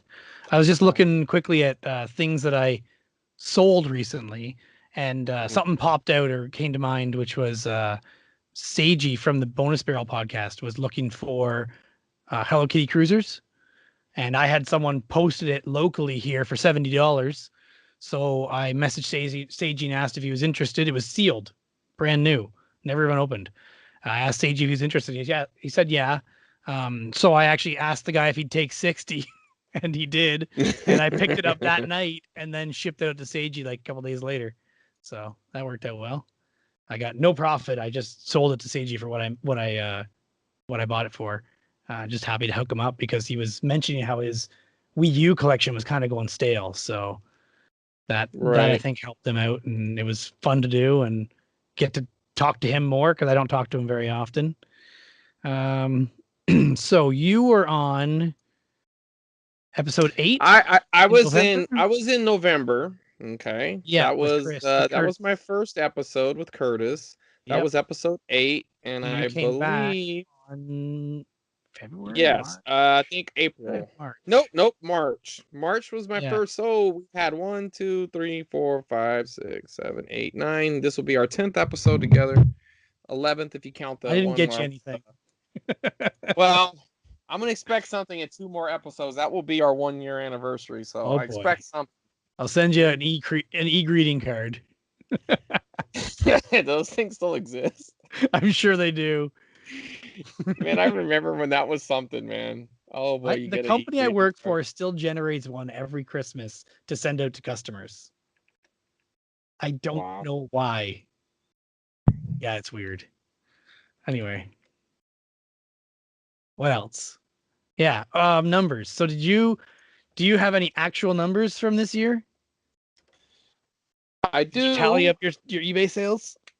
Well, I posted one earlier when I was doing some showing off. I don't know. Someone was posting that, remember? But it has updated since then. Probably decently with the past 2 weeks or so. Yeah, I mean, of course, some of that isn't, a lot of that's not the net, but I could tell you the gross anyways. The net's a little harder to figure out with eBay. You kind of know it in your mind. I mean, maybe not for a guy like you with a spreadsheet, but for a guy like me that just knows what's in his bank account. Let's see. Well, what are your totals? Why you gotta leave it on me? Well, I was just asking if you had them because I didn't want to, throw you under the bus if you didn't have them. All right, total sales this year for me of everything from every source was $5,482. Profit is $2,840. eBay sales alone makes way more sense. 1,342 eBay sales. Profit out of those sales of how much I actually made after my expenses and shipping and everything is $872. And then Kijiji sales is actually lower than eBay, which is surprising. $1,221, but profit is higher because there's no fees, right? So profit is $927 on just Kijiji sales. Facebook sales pretty low, $170. Profit is $143. That's not bad. Yeah, that's not. I mean, it's but that's now. Okay, but do you feel like that market's growing where you're at? Because I feel like the Facebook marketplace here is getting better for me. Yeah, I agree. I thought you were gonna say it was dropping. Yeah, I definitely think it's getting better. No, I feel like it's getting better. I'm not posting there enough. I need to post there more. I actually had one ad for a whole bunch of PS3 games that I had sold on eBay or taken to a store, and that ad I forgot to delete off Let Go and Facebook, and people had messaged me a few times on Facebook saying, "Hey, I want this one. I want this one." Like 6 months later, when I forgot I had actually still had the ad up, but that actually did net me a couple sales because one guy that won 3 games, I still had them. And then Barry Game Exchange, I also put in here too. I sold at Barry Game Exchange this year one time. So that was $838 and profit was $616, which ain't half bad. Yeah, I don't think I can give you those kind of numbers. I also have my purchases from this year if you want to know that. Okay, well, let's do that. Keep stalling because I know where I got to go. I was trying to find it with my phone, but man, it is such a pain to use the to eBay pull site. it up with the phone. Yeah, because it keeps kicking you back to mobile. But I'm gonna pull it up on the screen. So just as a reminder, my 2018 sales was 5,482. My purchases in 2018 was 5,389. So only like $100 off. That's really good. Up 100. Yeah. So my budget's actually up over 251 right now. So eBay purchases, stuff I've bought for myself on eBay, is $109. Right. Kijiji purchases $3,028 this year. Facebook purchases $170, which is funny because that's exactly my sales. That's got to be wrong. There's no way my sales are exactly the same as my purchases. No, the fields are right. Wow. That just works out odd. Anyway, and Barry Game Exchange, I bought $35 worth of stuff at that Barry Game Exchange. No, actually, that was two different Barry Game Exchanges. Yeah. Well, there is I don't have anything else to really include. There is absolutely no way I'd be able to give you all my buys, which I could just say it was probably a lot. But my sales for the year on eBay, I'm up to $6,955.41, and that's on 225 transactions. 100% of those transactions were uploaded on time and validated. I had 0 cases closed without seller resolution. That doesn't necessarily mean I didn't have any cases, but that just meant it was always resolved. I had a 0% shipping late rate, which out of 223, I don't know why it doesn't. It does seem like there's something a little off with maybe there's still some en route or something. But out of the 223 it tracked, I had a 0% late shipment rate, which if you want a good eBay account, I think I actually made this tweet earlier in the week. If you want a good eBay account, ship your stuff fast. It makes a difference, trust me. My defect rate was 0% out of 225 transactions. I am a top-rated seller. And my return rate was 1.78%, which is really good. I actually would like that to be 0. And I kind of remember them. There was one that it was my mistake. There was another one where it was the buyer's mistake, but I went ahead and accepted the return because they asked me really nicely and I was in a good mood about it.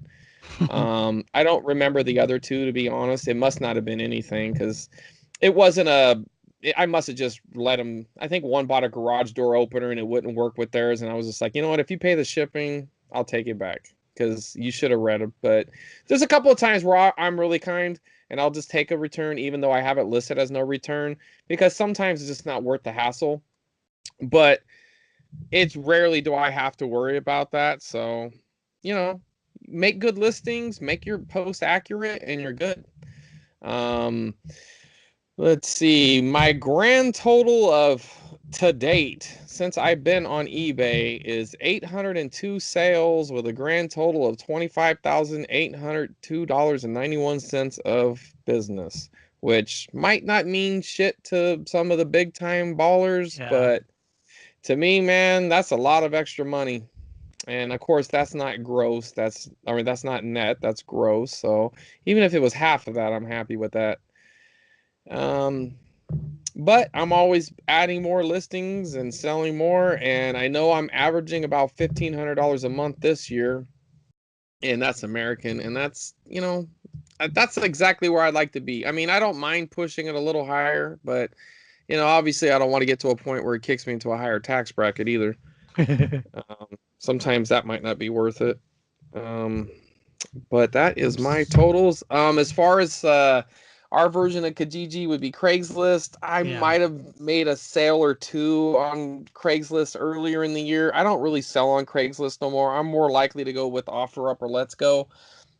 With that, I would say it was probably about $100 on each site I've sold. I haven't sold a lot, but I did sell a Super Nintendo on one, and I believe I sold maybe a regular Nintendo on the other, something like that. But with the little games here and there, some little oddball items. I usually only sell stuff on there that's a quick flip for me and isn't really worth it to sell it on eBay. The Super Nintendo was just, I had so many of them. With Super Nintendos, I don't know. To me, they seem like the easiest to sell on eBay with no hassle, but I don't really like selling consoles on eBay. I'd like to avoid it anyways. If I could sell them locally, I will. I'd rather sell them locally than on Because of the eBay. potential for problems, or is that why? Yeah, well, I have nothing to back it up with. It's just a gut feeling that I feel like if I'm going to have a problem, it would be with selling a console. Like That makes sense. I agree. I would never sell an NES like the original, the toaster model. I would never sell one of those on eBay. Never. I just wouldn't. Yeah. It's not worth it because they're gonna get it. You could put a brand new pin set in it, and you can't tell what games they're using. Exactly. There's always going to be an issue, and they're gonna, like with a Super Nintendo. I feel like the failure rate is very low. I'm not saying it doesn't happen, because even my Super Nintendos now, I've noticed I got to clean them a lot more. It happens to all of them. These are 20 to 30-year-old consoles. I did sell an Atari console on eBay. I didn't have no problems. I sold an Xbox on there. I didn't have no problems, but I prefer to sell them locally. I have had some success with the Facebook market group or marketplace, and I definitely suggest that. I would go with that anytime you can. It's it's local. Everybody has Facebook. You know what I mean? Like, even people who claim they hate Facebook, they still have a Facebook. Everybody has a Facebook, or everybody knows somebody. Everybody has someone in their family that has a Facebook. They're lying if they say they don't, because everybody who claims I don't have a Facebook is like, really? Because you were in my suggested searches or my suggested friends. So I don't care. You say you do, you don't. It doesn't matter. In that Facebook market thing, they are being very competitive. Now they're offering shipping. They're trying to get you to ship. I noticed that with OfferUp and Letgo. They're also doing that. Like, ship it for 10%. I don't know. They charge fees and stuff too.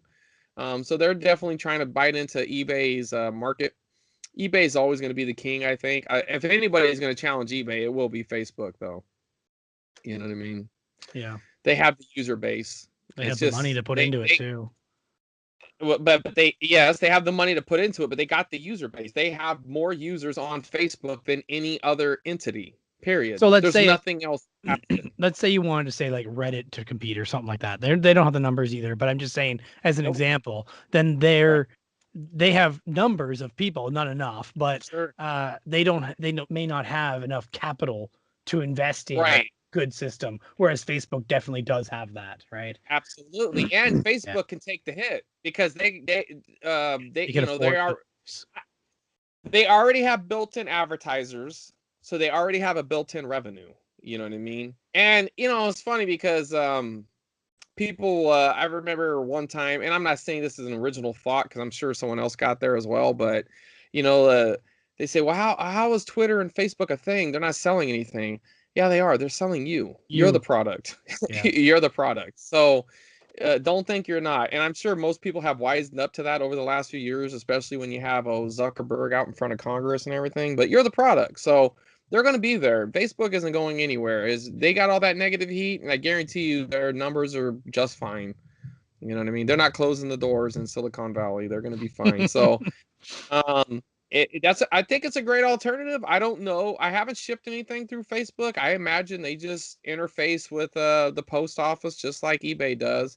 I don't know about their rating system. I don't know anything about it, really. I just know that I've sold locally, and I've gotten a few, positive feedbacks or whatever. Yeah, I've seen their rating system better in the last year or so, because before that there was nothing, I think. Right. I don't know, but what I'm saying is I don't know if it has the same credibility to the consumer as eBay does, right? Yeah. I think eBay's feedback is definitely something that's well established. I think people put stock into it. I don't know if Facebook has that same kind of user. I think it'll take time before. Yeah, of course. Before it builds up, and then people start noticing too. But here's the thing: if you're going to start, don't fuck it up early, because if it becomes a thing, now you're already starting off on the wrong. Start off on the wrong, right? For sure. That's why I was going to check out the marketplace and see if there actually is an obvious way to see the feedback, because I kind of think there isn't an easy way to see that person's feedback.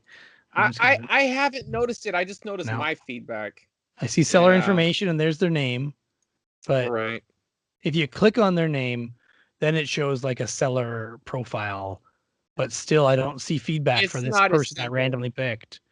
I don't. It's not as simple. If it is, they haven't made it user friendly yet. I think it's something they're still working on, but I guarantee you it's not going anywhere. It's just like their Facebook TV, and I mean they invested I don't know how many millions of dollars in WWE putting exclusive matches on there, and they've gone through two seasons of that. They had was it one of the basketball stars for the Lakers? I should know his name because I'm a fan, but Lonzo Ball, his dad had a show on there. So they're definitely investing in various forms they're trying to go after everybody. They're going after YouTube because you would see the gaming historian was putting new episodes on there.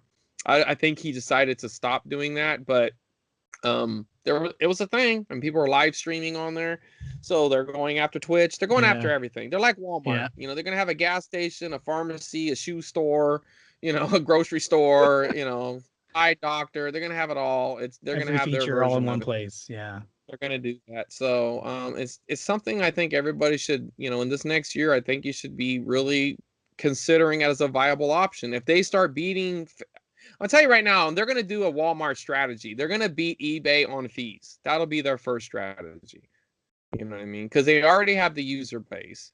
They're going to try to undercut the fees. Now, will it hold? Probably not. Well, right now there are no fees, right? So you're thinking they're going to introduce fees or for businesses I don't only? know. I don't know. I haven't shipped yet. I think that's true. Yeah, I don't think shipping's even an option for me yet.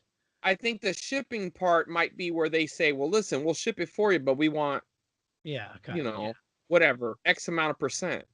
They could even bring in their own payment system as well, where they want to cut from that too. You can pay right up front, and then you go. Right. Well, that's how. Yeah, exactly. And well, I think they're going to try to sway. They're going to try to go away from the meeting in person, and I think they're going to really try to push the shipping, and where that will kick in the fees. But I don't think they're as concerned with fees as eBay, because eBay, that's their store, is the fees, whereas Facebook their store also is about the ads. So the user base, they're trying to grow their base or keep their base, and I'm not claiming to be there longer, right? Right. The longer you're on there, the longer you're searching, the more those pop-up ads, and they'll be kicking video ads in your face. They will, and they already are, but they're going to continue that. That's not going anywhere. And so I say definitely keep your eye on it.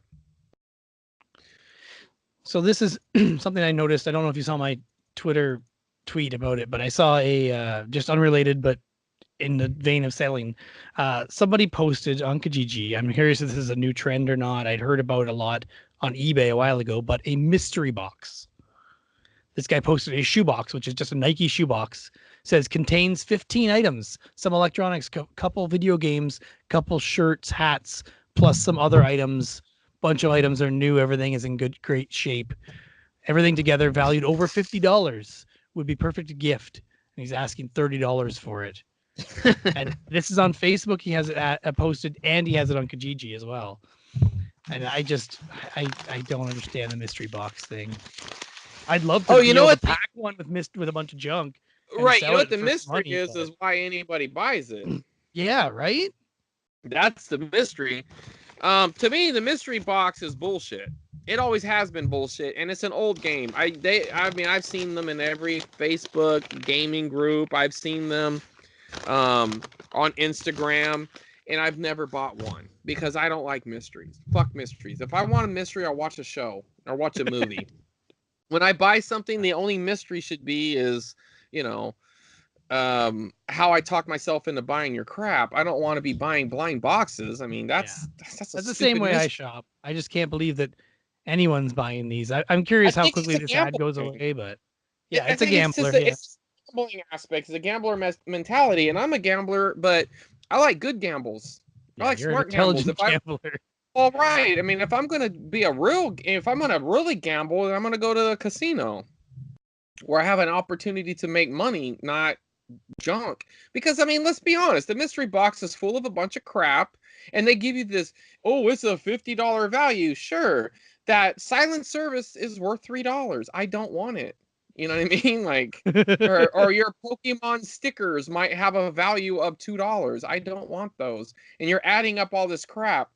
And there was a local group that I was involved with for years, and this guy was really pushing these stupid mystery boxes, right?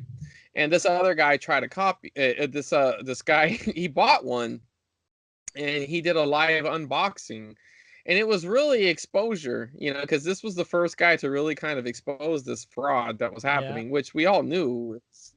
I mean, anybody with common sense knew that it was bullshit. And it was just like, it's fucking garbage. You're throwing in your old garbage that you can't sell, and you're putting in maybe one high ticket item that he probably doesn't even need. Yeah. And his high ticket item was his price, not the real price.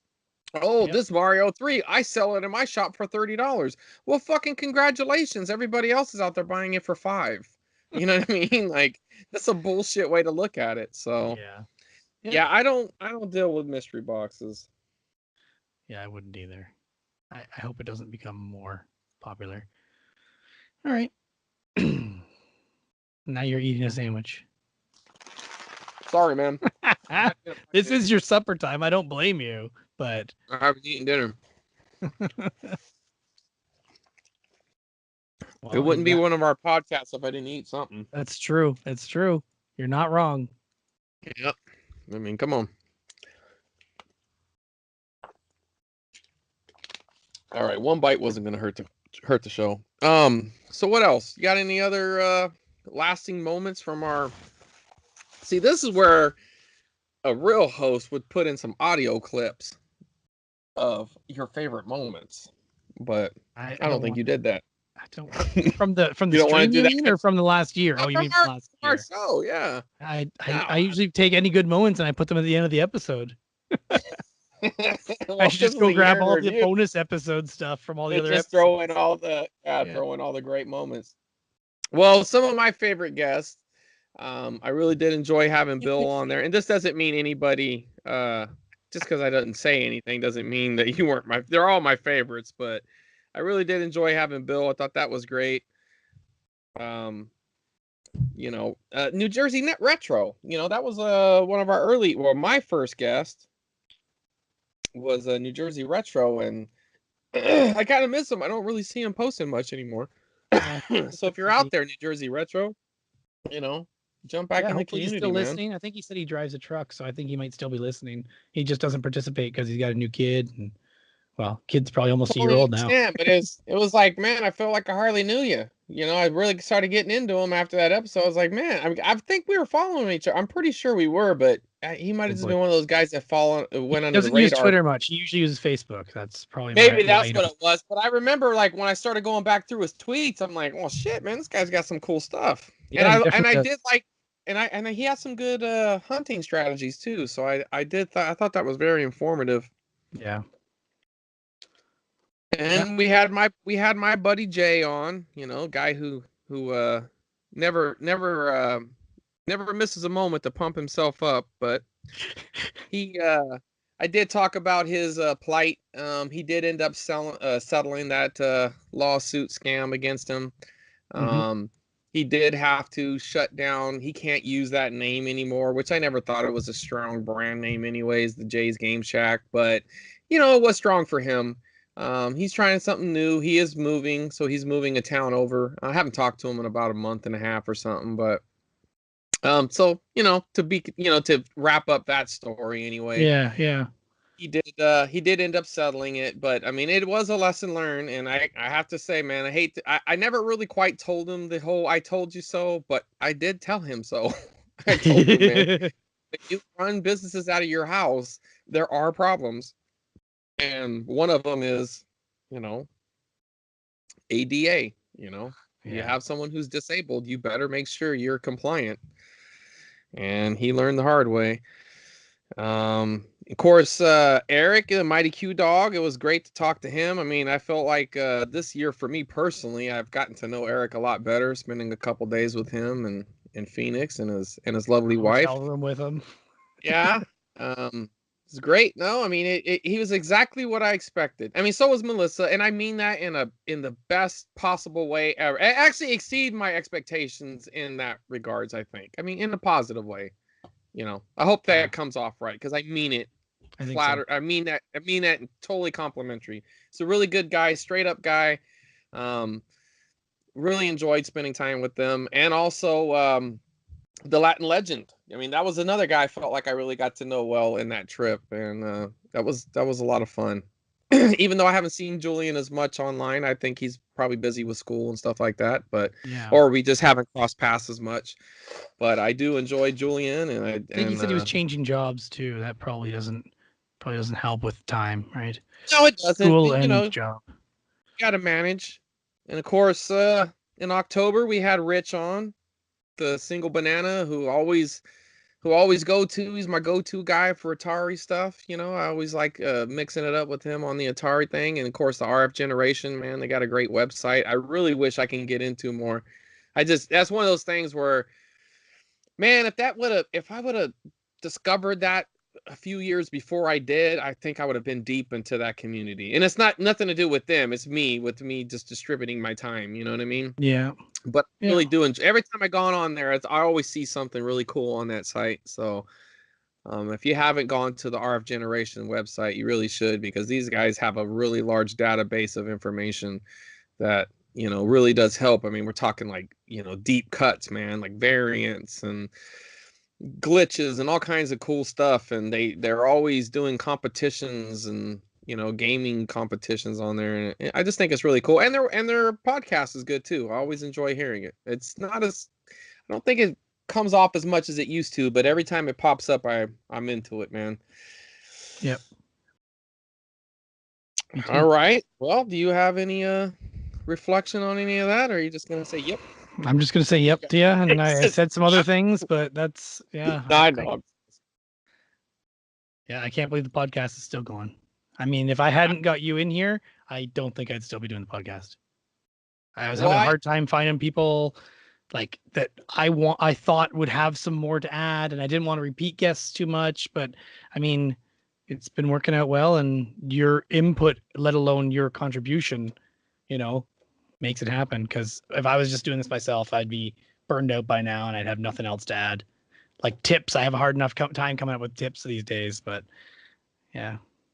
Well, I do appreciate you having me join you in this, man. I have enjoyed it, and this once a month thing, it's fun to recap the month and talk to people, like maybe I have talked to, but see them in a video form, and I mean, I think you do a great job of throwing putting it together and putting the format. And I know you do a lot of stuff behind the scenes that a lot of people probably don't realize, with the editing, and I know you do a lot with the Cartridge Club in general. So, I appreciate you, man, and I appreciate all you do.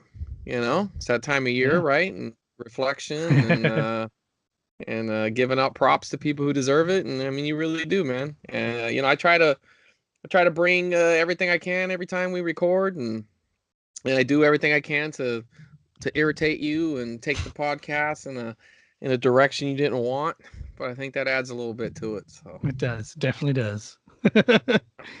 Like if it wasn't for that, it'd be a 30-minute podcast, and we have nothing to talk about. Right. Yeah. All right. Well, I think we could probably wrap it up now, right? I think is there anything else you wanted to add? No, I can't think of anything. Okay, well, we'll get to the plugs, and of course, we're gonna plug Two Dorks on YouTube. That's TWO Dorks, and we're also gonna plug my Instagram and Twitter at CWR2, and that's just the number 2, and where you can find me post all kinds of crap that I probably don't need, but I can't help myself. So check that out. On Instagram, I already said that. Of course, the cartridgeclub.org. That's where we all come together. We're all like-minded. Also check out CC Prime. They're gonna have a cool episode coming out on Red Dead Redemption, and check out all the other. Right, check out all the other clubbers, man. They're all doing good stuff. Whether it's shit, man. Now I'm forgetting things. The guy who does the discard, man. I love that. That's like my new favorite Cartridge Club thing. I like saying I got a couple items I want to send in to him, not to him, but do some video on some storage things. We need to, yeah, I need to contact He him. likes collabs. You should message him. Yeah, I have something I definitely want to show him. I think I haven't seen it on his show yet, and it's really cool. It's for Sega Genesis and Famicom, so maybe he'll like that. I think you should show him your custom shelves that you make too. Yeah, he's seen pictures of it, but I probably should. I'm anyway. Yeah, for sure. It's definitely, man. You got to go. Anyway, I don't want to get on side topic, but that's definitely a good show. They're a community of gamers and content creators and collectors, and check them out and give them all a sub and a thumbs up and a follow, and get in there and start talking with them on Twitter and Instagram and everything else, and meet some new people. And with that being said, I want to thank you. Thank you for listening. Thank you for tuning into the channel. And cha-ching. I think I left out a thing or two, a couple of subtle Canadian jabs at you, but I don't want to ruin the gimmick, because I think I go to the Canadian well too much. But even though I think you guys are great, man. Honestly, if there was another country I wanted to live in, and Canada would be in at least the top 3. So maybe top 4, but definitely Canada would be great, because I wouldn't have to leave the continent. It's true. And you can always go back. I can always come right back. I wouldn't give up my citizenship. Maybe I get a dual citizenship, Just marry a Canadian chick. Yeah, I could do that. Marry a Canadian chick, then I can come and go as I please. Yeah. Well, if there's any Canadian chicks out there who wants to help me with my dual citizenship, let me know. There's some B-roll material for you. Yeah, no doubt. That's going there for sure. Right. You have to have a moose, though. I will not accept any chick who doesn't at least Canadians. A moose. Right. You have to have a moose. You don't have to have mooses, right? Is that the plural moose? Meese. Actually, I think I've heard meese is plural. Is that real, man? Because I would think the mice and the moose. Oh, that can't be real, man. Is meese? I don't know. I'm Googling it. What does it say? Deer is deer. Goose is geese. It's not meese. Let's see what the Oxford says. Why is the plural of moose not meese? So it's not. No, it's mooses. I think it's just moose. I think moose and moose is singular and plural, right? Yeah. I think it is. That's okay. Well, if you have a moose, that's good. Several moose? No, not good. That's better. No, I don't want to feed that. It's too much overhead. But one moose is fine.